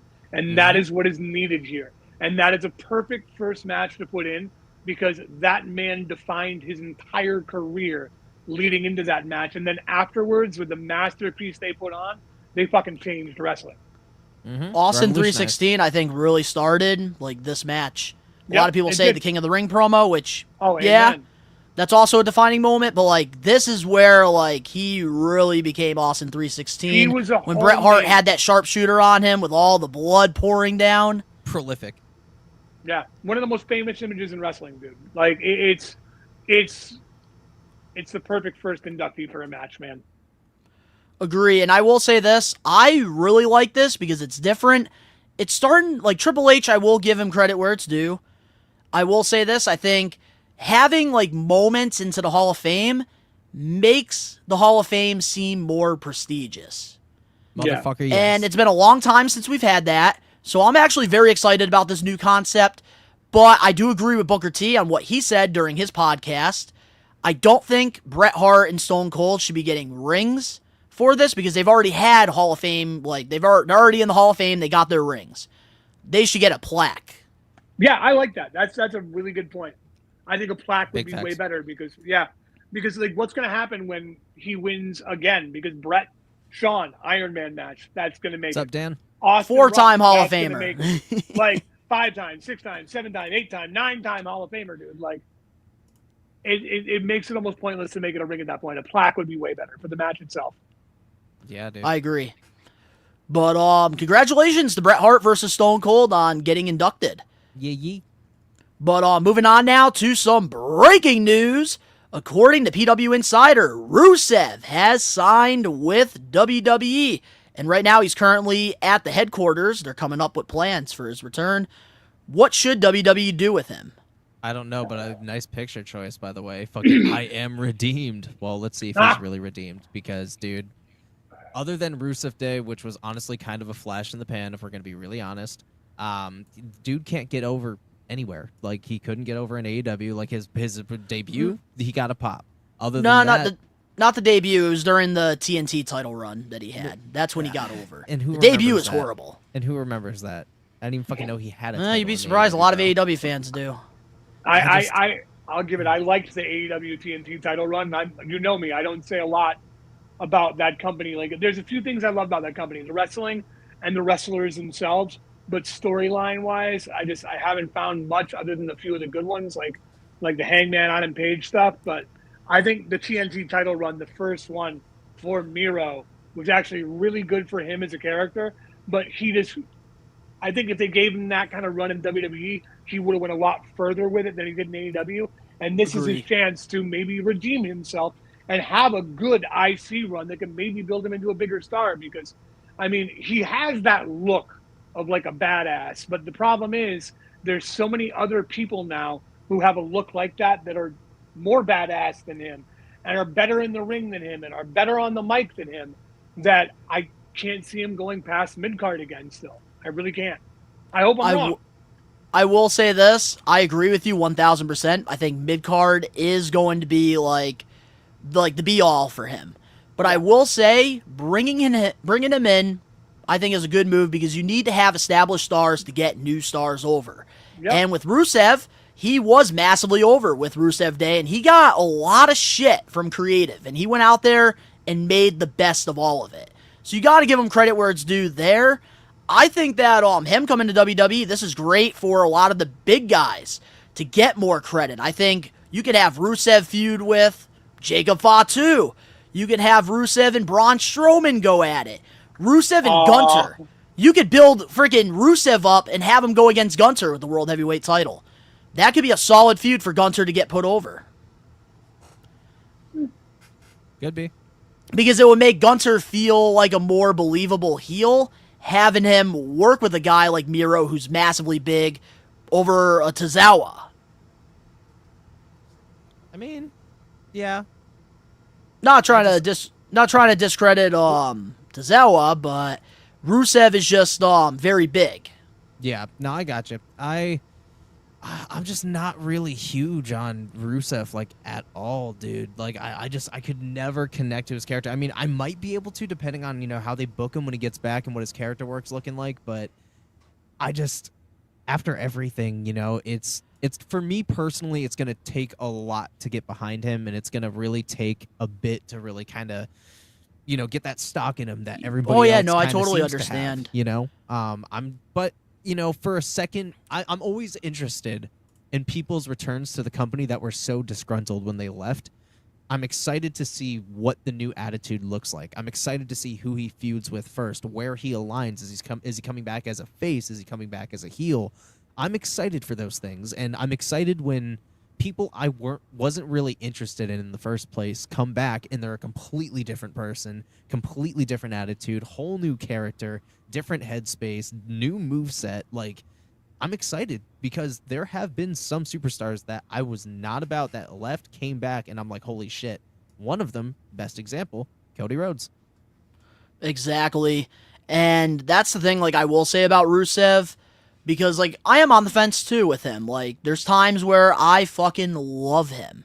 Like, with the whole United States title run that he had back in 2015 with Lana when he held the title. I think it was a huge mistake having John Cena beat him at WrestleMania 31, because then he kind of went down the card, and he was never the same again. Even though the Rusev Day thing was over, like, he still wasn't that monster that, like, people were legitimately scared of. Yeah.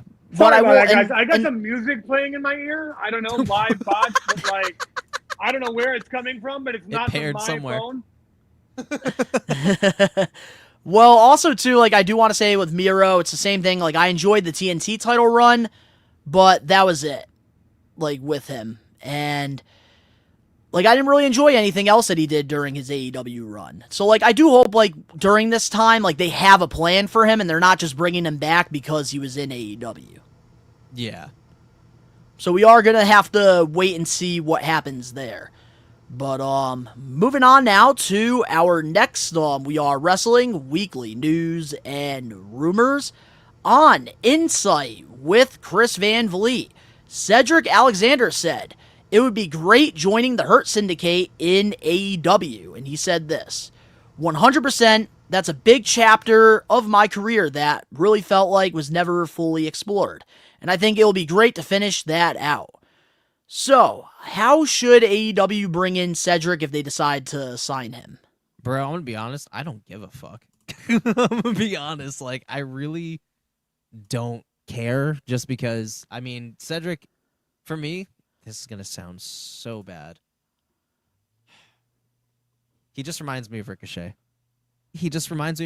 Just another Ricochet that's bad on the mic, that's phenomenal in the fucking ring, that needs somebody else to carry him.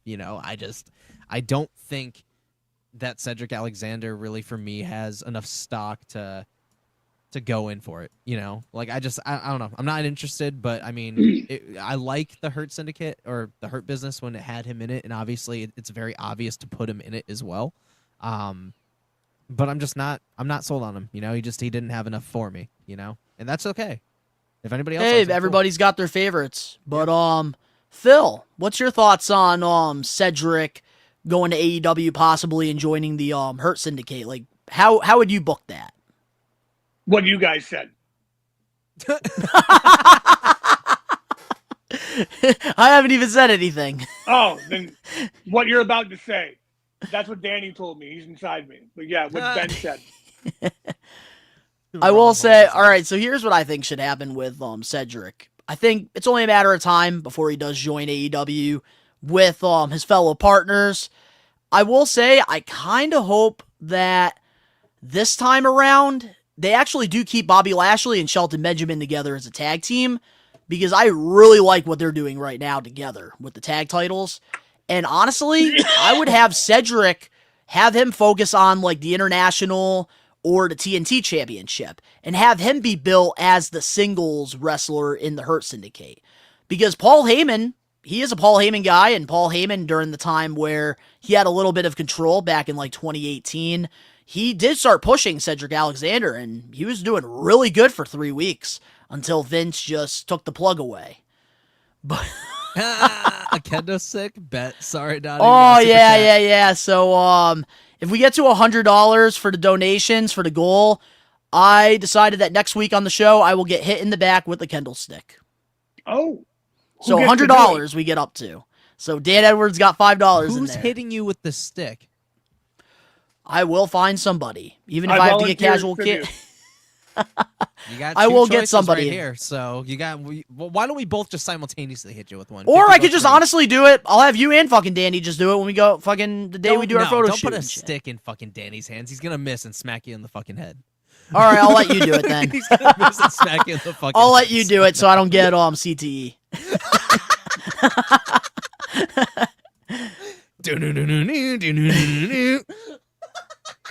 Sorry. All right, well, here's the thing, though, with Cedric. I just think that they should probably push him as the singles wrestler. I kind of want to see, like, what Paul Heyman sees in him, and I think that this is the perfect opportunity. So, honestly, I do hope it does happen. Paul Heyman?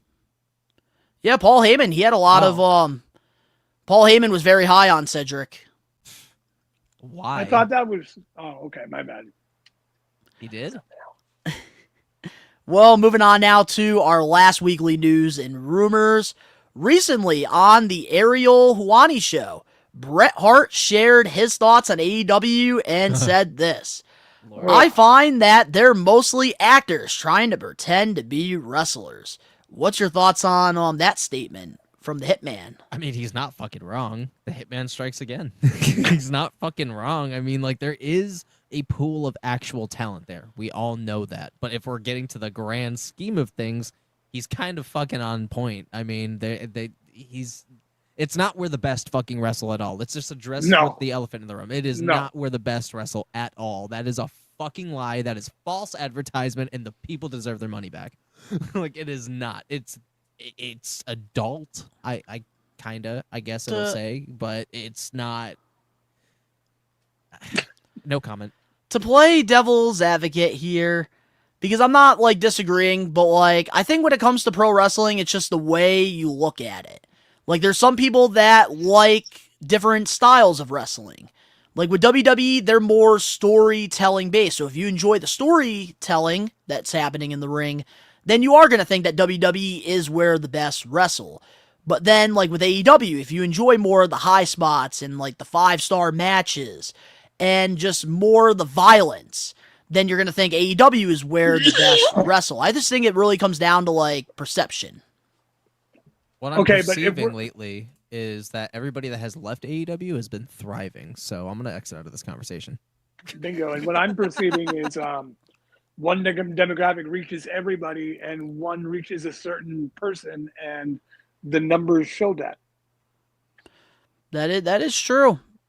You're right. And for me, like, I love AEW, but I also enjoy more the storytelling than, like, the wrestling, which is why, like, I do prefer WWE over AEW, but I also still appreciate, like, what they do, which is why I still watch it every week. Yeah. But I do think that when it's all said and done with Bret Hart's take, I can't really take it that serious, only because the dude was wrestling clowns in the 90s.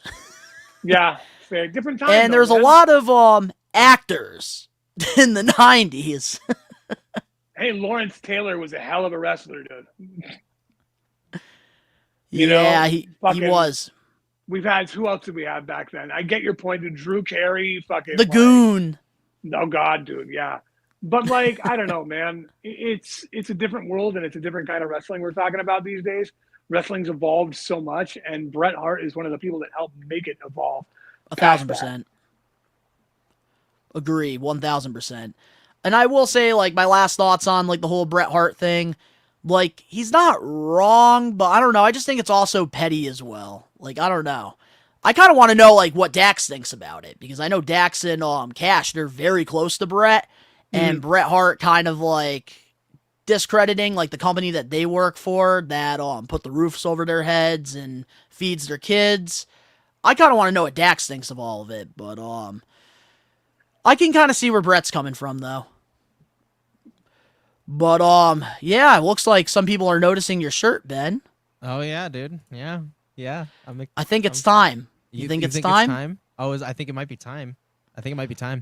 All right, so ladies and gentlemen, before we get into our getting put over and our main event topic this week, Ben, a couple weeks ago on the We Are Wrestling podcast, we reached $100 in donations for Ben to get an 8x10 by his favorite women's wrestler, his hero, Mercedes Moné, Sasha Banks, which I got at the big event in New York, which if you guys want to see the full interaction with me and Mercedes, you can check that video out. It is up on the channel.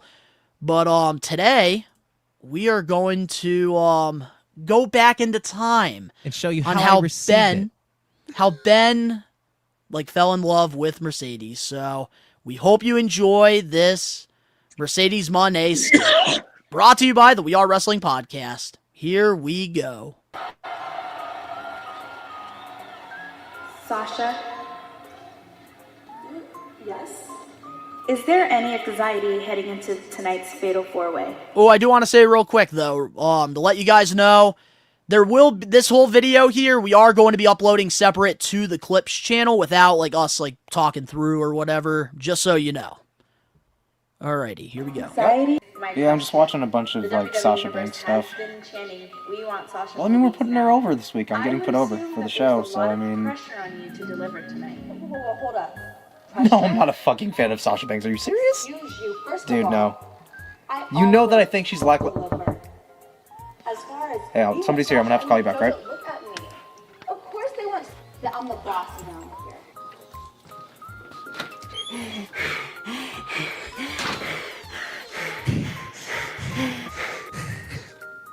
Can I help you? CEO! Can I help you with anything? You're right, Circus! From We Are Wrestling! Oh my god! You're right! Oh my god, you! Oh my god! I can't believe I'm here! Oh my god! I gotta find the page! My WWE encyclopedia! Oh my god! How do you know where I live? I found the page! Yes! Sasha Banks! Okay, so the reason, Ben, I am here right now in your presence is because I have one simple question to ask you. Okay, I've been trying to ask you this every Wednesday on the live... Okay, calm down. First of all, what about her, and how did you find me? Look, I don't understand your hatred for Sasha Banks, Mercedes Moné. I don't understand it. I've been trying in the chat every Wednesday on the live episodes to ask you, and you just ignore me. It's bullshit. So I came to your house, I found your location, and I want to know why you hate Sasha Banks. Okay. So first of all, it's only an opinion. Secondly, you shouldn't even be here right now. I don't even know how you found out, but I'm gonna have to ask you to leave. You got that right, Dan. Okay.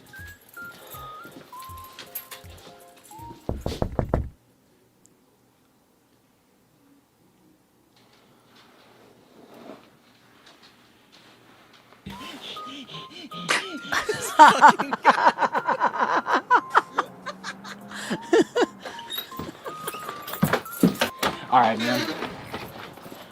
I love as soon as I did that, the ratings went up. I'm gonna call the...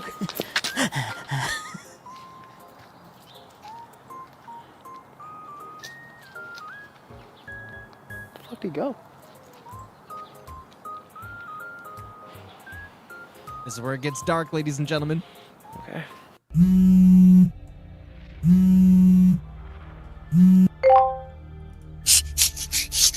man, I saw you call the cops, but I don't know why you do that, but I couldn't leave without leaving Sasha Banks' biggest fan.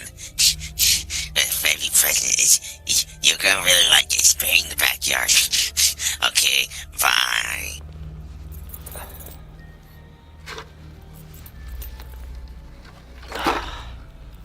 Fuck yeah, Brad.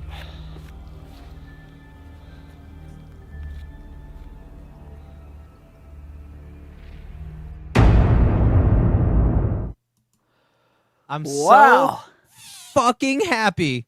I have a signed picture from the greatest fucking female to ever grace sports entertainment and professional wrestling. She is the CEO, the legit fucking boss, my hero, my future ex-wife, Sasha fucking Banks. I literally...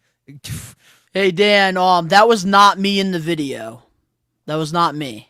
No, that was one of our weird dude, We Are Wrestling That's not him. That maniacs. might have been another guy named Donnie. This is Casual Donnie. That's how you know it's not him. Casual Donnie's here. That guy in the video was not Casual Donnie. Look at this gorgeous supplement. Because of you fans, because you guys reached our $100 goal, I was able to get the greatest gift I have ever received in my life. Thank you guys so much to the We Are Wrestling Maniacs for making me the happiest and the spiciest dude around. And I'm going to need to take 5 minutes, so I'll see you guys after I get out of the bathroom. Bye.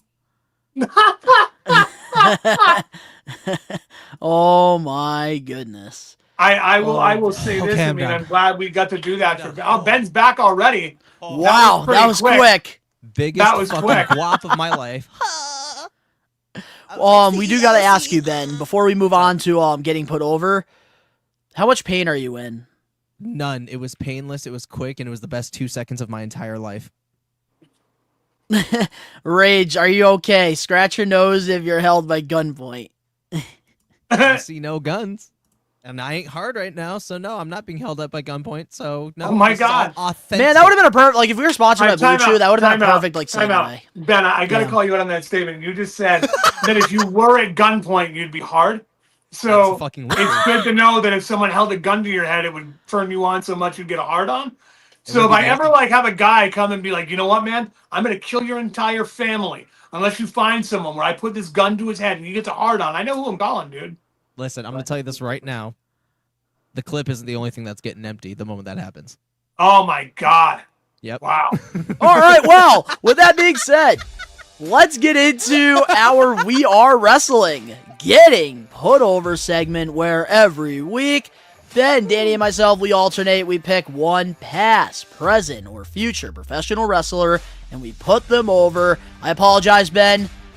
We are not putting over Mercedes this week because it was Danny's pick, because last week I got to pick, and we put over Matt Cardona, Zack Ryder, and this week Danny picked Y2J, Chris Jericho. We do need a Phil statue.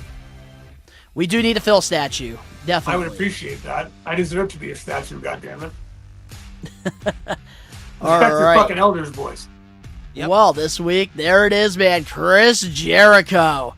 And, of course, the week that Danny gets to pick, he is not here. Oh, So, wait, time out. I feel Danny coming from inside me right now. He wanted me to say, oh, man, hold up. Oh. I love Chris Jericho. That's what Danny's take on this is. Thank you, Danny. Thank you for being here. Thank you, Danny. All right, well, we do got to go over the accolades of Chris Jericho, which there's a lot to cover here. Before we do that, guys, we're going a little long for me, and I got to pick up my kid. So at this point, the thing I have to put over is I am going to have to, unfortunately, vacate at this point, but it has been an absolute pleasure to be here with Danny inside me and to be here with you, the We Are Wrestling fans, live for this show. I wish I could talk more about Chris Jericho. I mean, but I can't, unfortunately. Gotcha, but also, I love you guys, man. I love what we're doing here. I love working with you guys.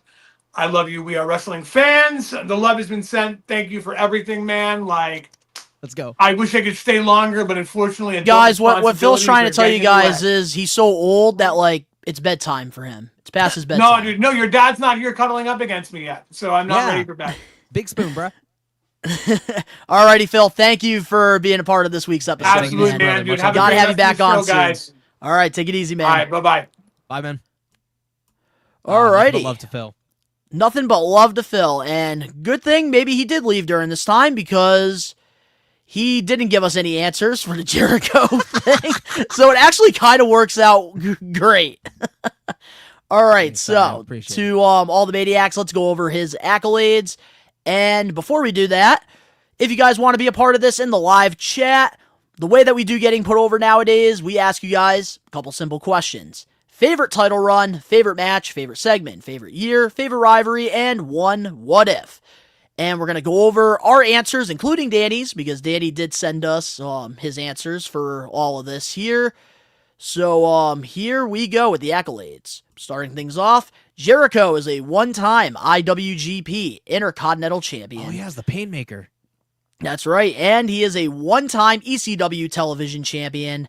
He is also a four-time WCW Cruiserweight Champion, a one-time WCW Television Champion, a one-time WWE European Champion, 9-time Intercontinental. My God. One-time Hardcore Champion. Nice. He is a two-time WCW World Champion. Fucking epic. Also, one-time Undisputed Champion. A one-time, he was a 5-time World Tag Team Champion. One time with Chris Benoit. Wow. One time with The Rock. Whoa. One time with Christian. Yep. One time with Edge. I remember. And one time with The Big Show. Jericho. Jericho. And his team also did win the bragging rights match back in 2009. Nice. He is a 3-time WWE World Heavyweight Champion. A 2-time WWE United States Champion. Sick. A 1-time AEW World Champion. Flex. A 1-time FTW Champion, which, by the way, Danny's favorite title run. And a 2-time ROH World Champion. What a guy. Which, man, what a run for Chris Jericho, man. But now let's get into our favorite title run. Ben, we'll start with you. Favorite title run? Honestly, I had to go with the Undisputed, because, at that time, dude, Chris Jericho was not getting any type of good respect from WWE. He's one of the dudes that came in from WCW and got absolutely obliteratedly manhandled by The Rock on his first fucking night there on Raw. And this fucking moment just proves how big he was really going to be and where he came from that moment, because he was the first ever Undisputed Champion. The fucking dude beat Stone Cold and The Rock in the same fucking night. That's huge, dude. That is prolific. That was difference. That was a history-defining moment. So I had to give that title run its comeuppance. And that's the thing, here's what I got to say about, the Undisputed title. When, it's all said and done with, Chris Jericho and stuff, him winning that championship, that is how they created a superstar in him. Massive. And I think Papa H needs to take some notes here, because this is how you do make a superstar. And easily. Since then, bro, he's become instrumental in the wrestling industry since that moment. That was a massive moment in WWE history that will never be taken from him. Absolutely. And Danny, his answers were the Undisputed Championship or his first AEW World Championship run. That was a good run. I will say that the opening of AEW history, that was a good run. That's right. And he looked great there. That's the thing, he did his job as the first AEW World Champion. He was able to put over new talent and bring prestige to the title. Make the championship relevant so that getting some viewership over to TNT. I think that Jericho did a great job as champion. My favorite Jericho run, easily. But getting into my favorite title run, I got to go with the World Heavyweight Championship around 2008. I don't know what it was. I loved heel Jericho during this time with the short hair, with the tights. When he was in good shape, he wasn't wearing diapers. Yep. I loved 2008 Jericho. And take it easy, Dan. Hope everything's good. But with Jericho, man, I just love this title run. It was just such a great heel work. Yeah, dude, that was a very ballsy move of WWE to put the world title on him as a heel at that point. It felt like a new shift in era in terms of where we were in WWE history at the time. For me, it was a very dark period because I had a lot of things going on personally at that point, because this is 2009 around? Yep, around 2008, 2009. So yeah, like this was kind of like where my life kind of changed, and like I was kind of going through like the real things of life. So I kind of associate this with like a really dark point in my life. So I know it was good. I know that like it was very instrumental into how we were moving forward and like what era we were going into. But for me, it's not memorable because I was watching, but I wasn't necessarily present. I will say the one thing, though, like I wish during this time, during Jericho's world title run, Shawn Michaels ended up winning the world title against Jericho. Like, that feud should have had the world championship, like, all over it. Oh, absolutely. But now getting into our favorite match of Chris Jericho's, and whew, we got a lot of promotions that we can go back and forth for a whole episode. But one match, Ben, what do you got? Honestly, it was John Cena and fucking Chris Jericho at 05 SummerSlam because, dude, I remember being in the middle of that feud. I went and saw Monday Night Raw at Mohegan Sun August 1st or August 21st, 2005. I was at Mohegan Sun for when Cena came and beat his fucking ass, bro. Like I was there when Matt Hardy returned. Like that was a massive night. And SummerSlam was actually the first pay-per-view that I actually got to see and witness being brought back into the wrestling world. So, and I remember John Cena, he was very new into his first WWE title run. Like this was like very big. He was just drafted to Raw not too long prior. And his first big feud was with Jericho as WWE champion. So I think great way to put over the new kid. For me, this was instrumental in like where I was in terms of my fandom, because at first I loved Chris Jericho, and then I loved seeing his development through there. All right, and we're gonna pause this real quick because we got a donation from Eric, $10. Let's go. All right, well, we need $75 more until I can get hit with a Kendall stick. And if we don't get to the 100 this episode, we will keep track of the money. And when we do get to our next milestone, which is $100, then the Kendall stick thing, we'll figure it out and we'll do a whole thing. Oh yeah, dude, we'll film that shit in H-fucking-D 4K, and I can have that shit color corrected like a goddamn movie. But yeah, so just so you know, like if we don't reach the money, like your money still counts because we are going to put it towards the Kendall stick thing. Just want to put that out there. So we will keep track. As of right now, $15. But back to the getting put over. Danny's favorite match was WrestleMania 18. Chris Jericho versus Triple H for the Undisputed Championship. Phenomenal match. Great match. And unfortunately, though, like the crowd, like I think if they didn't have the Hogan versus Cena, or Hogan versus Rock, like before this, like the crowd would have went nuts over this match, because it's unfortunate because like whatever they did, the crowd was just so out of it because of Hogan and Rock. But still, great match to look back at. I actually really enjoyed the Hell in the Cell that they had a little bit more. Too. But yeah, my favorite is this match right here, Royal Rumble 2001 for the Intercontinental Championship ladder match, Chris Jericho versus Chris Benoit. Oh my god, dude. That fucking match was so good. And then the fucking, oh my god, the Walls of Jericho on the fucking ladder was insane. That spot, dude. Chris, again, it's very rough mentioning his name, obviously nowadays, but we're past that now. We're not going to discredit it. The wrestler, Chris Benoit. Kenzik's don't even hurt. Use it for corn dogs or beer. Fucking sweet, Eric. But that's a spot that Chris Benoit really honestly kind of put it all out for, because that shit fucking hurts.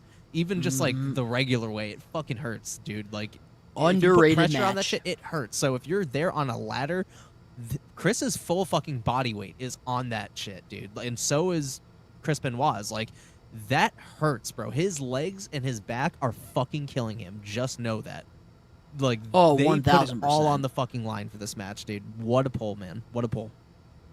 And we got a couple favorite matches in here. We have Jericho versus HBK, No Mercy, 08. Omar, Y2J, and HBK, WrestleMania 19. That was my second match that I was going to pick. Yes. Because any WrestleMania match with Shawn Michaels, I love. But yep, now getting into... I was actually just watching him and Ric Flair's today, ironically enough. Sorry. Now getting into our favorite segment of Chris Jericho's. And whew, This is this is the thing about Chris Jericho, man. Like, you could have a whole fucking hour or two talking about, like, his whole career. It's crazy. But, Ben, your favorite segment. Oh, dude, save us fucking Y2J, man. His return in 07. Like, that, I remember, and I knew early on what date he was coming back because I was following that whole code shit every single fucking week, and I knew it was fucking Chris Jericho. And they gave him time off back in 05 because he got fired, but in reality, he was touring with Fozzy, and he made another album. And that's really, in kayfabe, I was heartbroken because I didn't know the difference at the time, you know? But now that I know what I know, and I can pull back the curtain and say I'm a fan of his band, yeah, he was out fucking touring and shit with Fozzy for a while and making a new studio album. And the hype in his first rivalry with Randy Orton, dude, was prolific, and it really, and honestly, I loved his Willy Wonka vests. I thought it was fucking awesome. I loved it. I loved it. I feel like there's, like, nobody better than Jericho when it comes to, like, reinventing himself. Oh, fucking dude comes back incredible every time, and somehow it feels different. And that's why, like, as an AEW fan, like, it drives me crazy that, like, Jericho just won't take a break, because I know, like, if he, like, made a return after being gone for a couple of months, he could be a friggin' huge, like, just, oh, it would have been so massive good. Fucking star, dude. But this is getting put over. I don't want to talk about that. Danny, his favorite segment for Chris Jericho's was the one where The Rock completely shit on Jericho with the whole countdown and stuff. Destroyed his ass. Which was still a very iconic moment, though. First fucking night, destroys his ass. But still very iconic with the whole millennial thing. So I could see why Danny picked that. My favorite segment has got to be the Jericho and the Bob Barker. I don't know what it is. I thought that this shit was hilarious when Jericho was going through this, like, midlife crisis, like, depression. Yeah. And, like, he was just, like, talking very, like, Bob Barker, you need to stop doing this. You're embarrassing me. Yeah. Like, I don't know. I just loved, like, pouty Jericho. Apparently, you're very into pouty segments and also very lukewarm character work. So. Yep. Anything involving the list. That's also good stuff too. I was thinking Festival of Friendships. That was also you just a really farted good in segment. catering. You just made the list. Oh, there's a box of puppies. You just made the list. And that's why for the Puppet Power of the Poll, he was in the funniest, because a lot of that stuff from the list. But getting into his favorite year. Honestly, I'm going to go back to 07. I have to, just because it felt like a brand new Jericho for fucking his new generation of him. Like a new era of Jericho, and it felt like a clean start. Dude won the IC title almost immediately after coming back. Like, the dude was getting a push, and intertwining one of the biggest stars of, you know, going back to the almost the Attitude Era, you know, and like going into the Ruthless Aggression era and the Here Comes the Pain era. Like, the dude was a pioneer, you know, and then bringing him into deep into the Ruthless Aggression era was probably one of the greatest moves, and I think it really helped his career reinvigorate itself. I will say this, it was like a second lease on life. Yeah, man, because, like, with WrestleMania 24, like, that Money in the Bank ladder match, like, Jericho had a big part in that, even though he didn't win. It was CM Punk. Jericho had some very big spots in there, and, like, he did look really good in 2008. And he put over CM Punk, because CM Punk was up and coming still. Like, I mean, CM Punk already had a very colorful career prior, but in WWE, he was the new kid on the block, man. So, like, he put him over heavy, but Jericho looked great in that match. And then later on in the year, he became heel, wore the tights, which was my favorite title run. Danny's favorite year was 2001, which that's where Jericho did win his Undisputed Championship. Understandable. Very understandable. Like, Jericho, he was probably in the best shape of his career in 01, probably putting on the best matches. So, like, I could understand that. 01, that's a good one. Yep. My favorite year for Chris Jericho has got to be 2003. Okay. That's because I thought Jericho had some very underrated feuds during this time, like with Shawn Michaels, his first one, which I'll get into in just a moment. But I also like that we went back into time and we got the Jericho versus Goldberg feud in 03. Mm-hmm. Because WCW, they didn't really do that, so they kind of like brought the real tension that they had because he was a smaller guy, and they actually used it on television, which I did like. Yeah. And good way to put over Goldberg during that time. Yeah, I got you, man. And all the comedy stuff he was doing with Christian, I thought was great. But, favorite rivalry of Chris Jericho's? I'm gonna go with Shawn Michaels 08. I was so fucking invested in that storyline all the way to him accidentally legitimately sucker punching Shawn's wife in the fucking face. Like, he wasn't supposed to hit that hard, and I know that he profusely apologized to Shawn and her backstage. You know, like, it was water under the bridge, but it brought that realism there.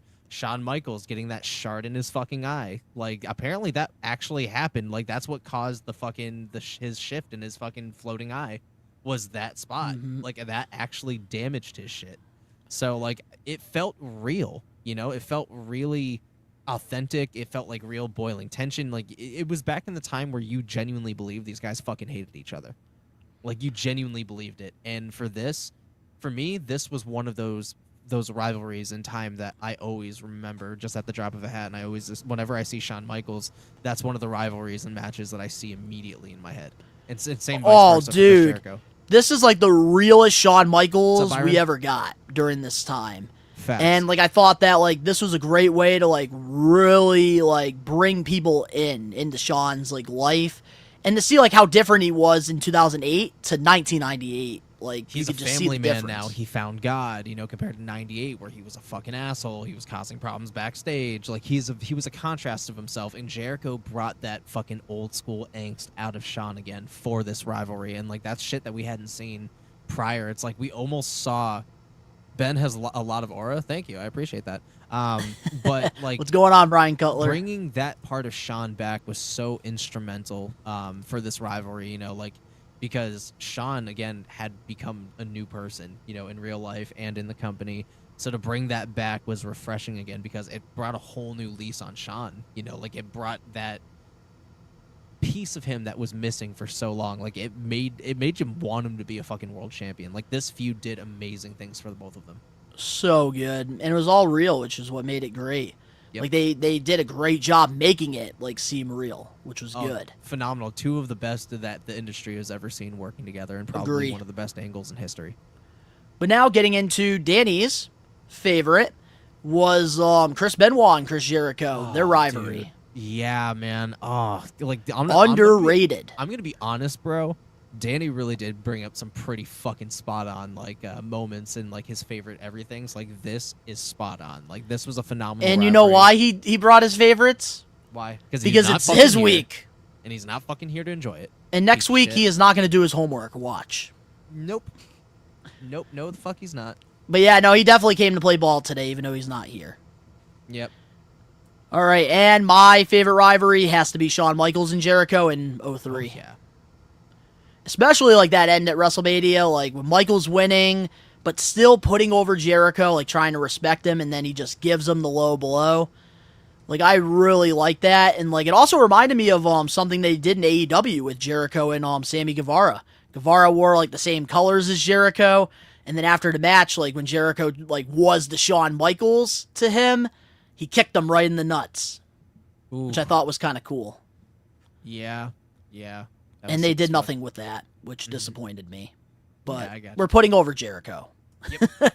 All right, and of course, the last thing, biggest what if for Chris Jericho. And I know there's a lot of those. So we'll start off with you, Ben. What if he ended his fucking career and had his last final match ever that he ever competed in a WWE ring? Yeah, his last match ever was Greatest Royal Rumble, which was a Saudi show.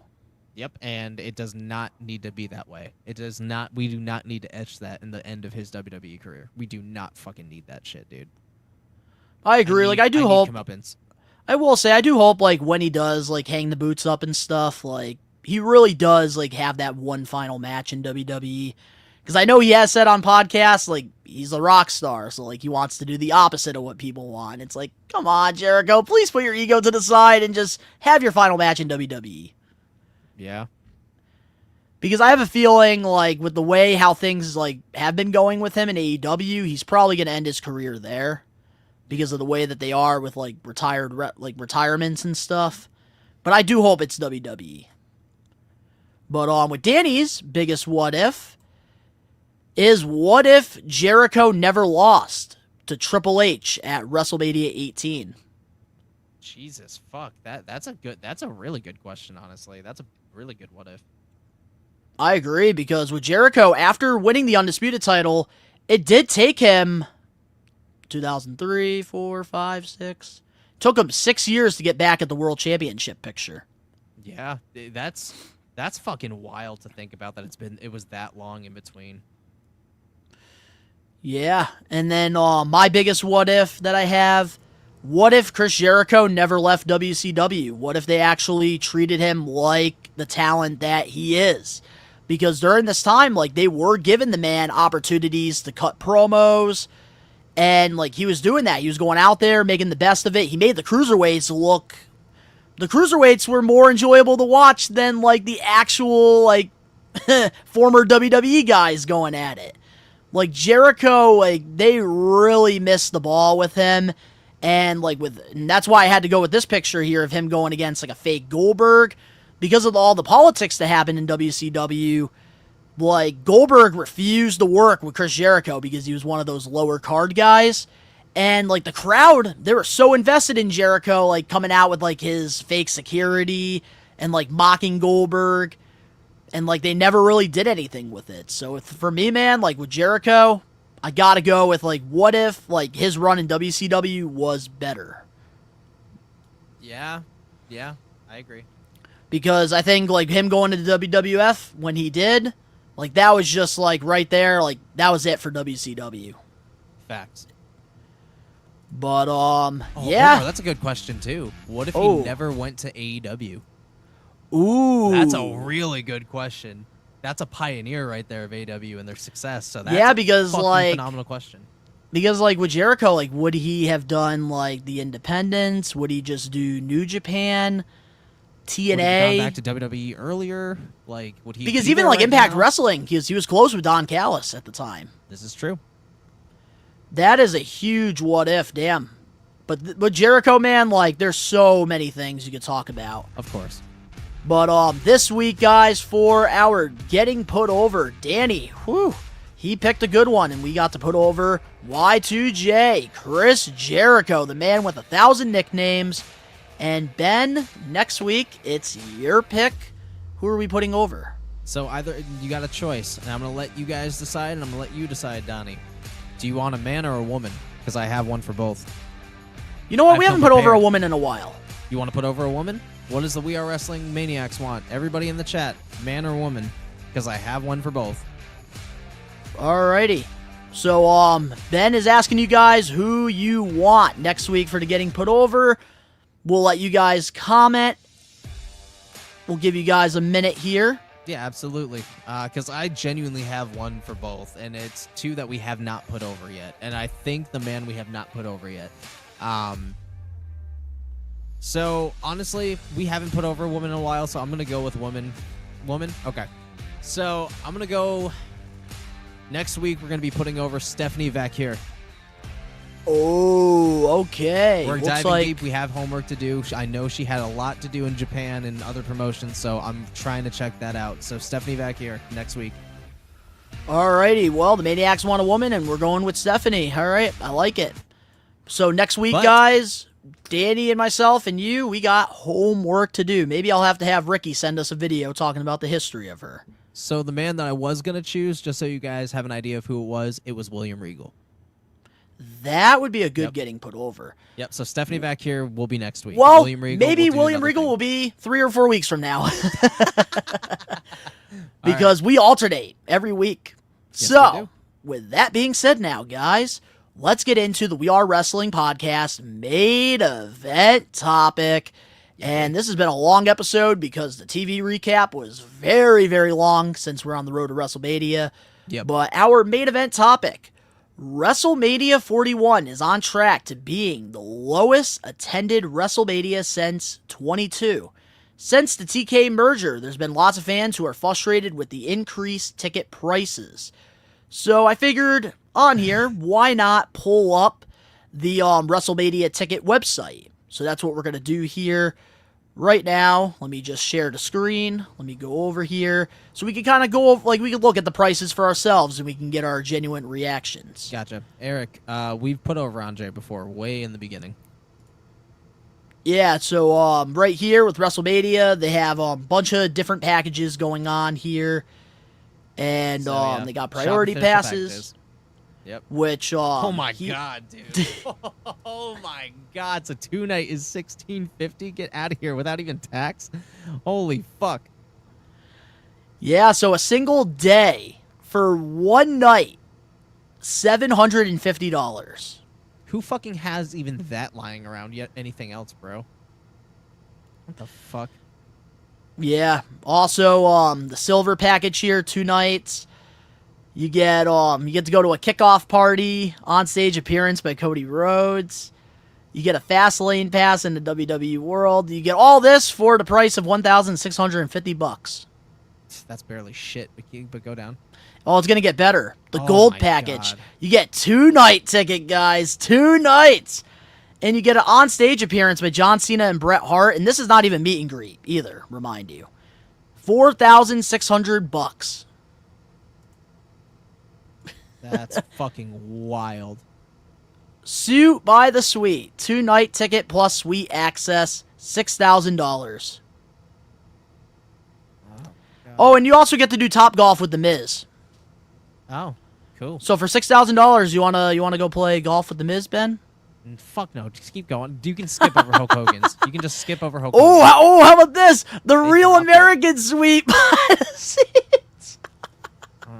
Oh, man. You get to have Hulk Hogan's Real American beer, and you get to meet Hogan for $6,950. Yep, Top Golf with The Miz, Hulk Hogan themed gifting, Fastlane to WWE World. Wow, that's crazy. And then these ones are already sold out, so I'm assuming they're probably like $10,000. Yep, go down to the sold out ones. I'm trying to see what that says. Premium ringside seating. Jesus fuck. In-ring photo op at WrestleMania 41. Yep, post-show press conference and access desk photo op. Superstar walkout experience on the WrestleMania stage. Holy fuck. All-inclusive hospitality with on-stage appearance by John Cena and Bret Hart. In fact, Jesus fuck. Yeah, that's wild. Connect with our team for the luxury suite. That's wild, dude. So not only is it in crazy fucking prices, but also lackluster fucking storylines. Of course you're not selling out, dude. Like, of course you're not selling out. Like, there are some storylines that are great, but it's not enough to fucking even think about dropping a fucking multiple house mortgages on one ticket for an experience that might suck dick. It's not worth it. Yeah, I think right now the cheapest tickets for like bundle packages, you're at least paying $1,000 to be in nosebleeds. Eric, pass. Yep, bend over for the Vaseline pass. Yep. Yeah, dude, there's nothing that's worth that shit because it's also travel you're looking at and all that other shit on top of it that they're not covering. So when it's all said and done, like I do agree with you, definitely WWE Creative I think is a huge reason why this is on track to being the lowest attended WrestleMania.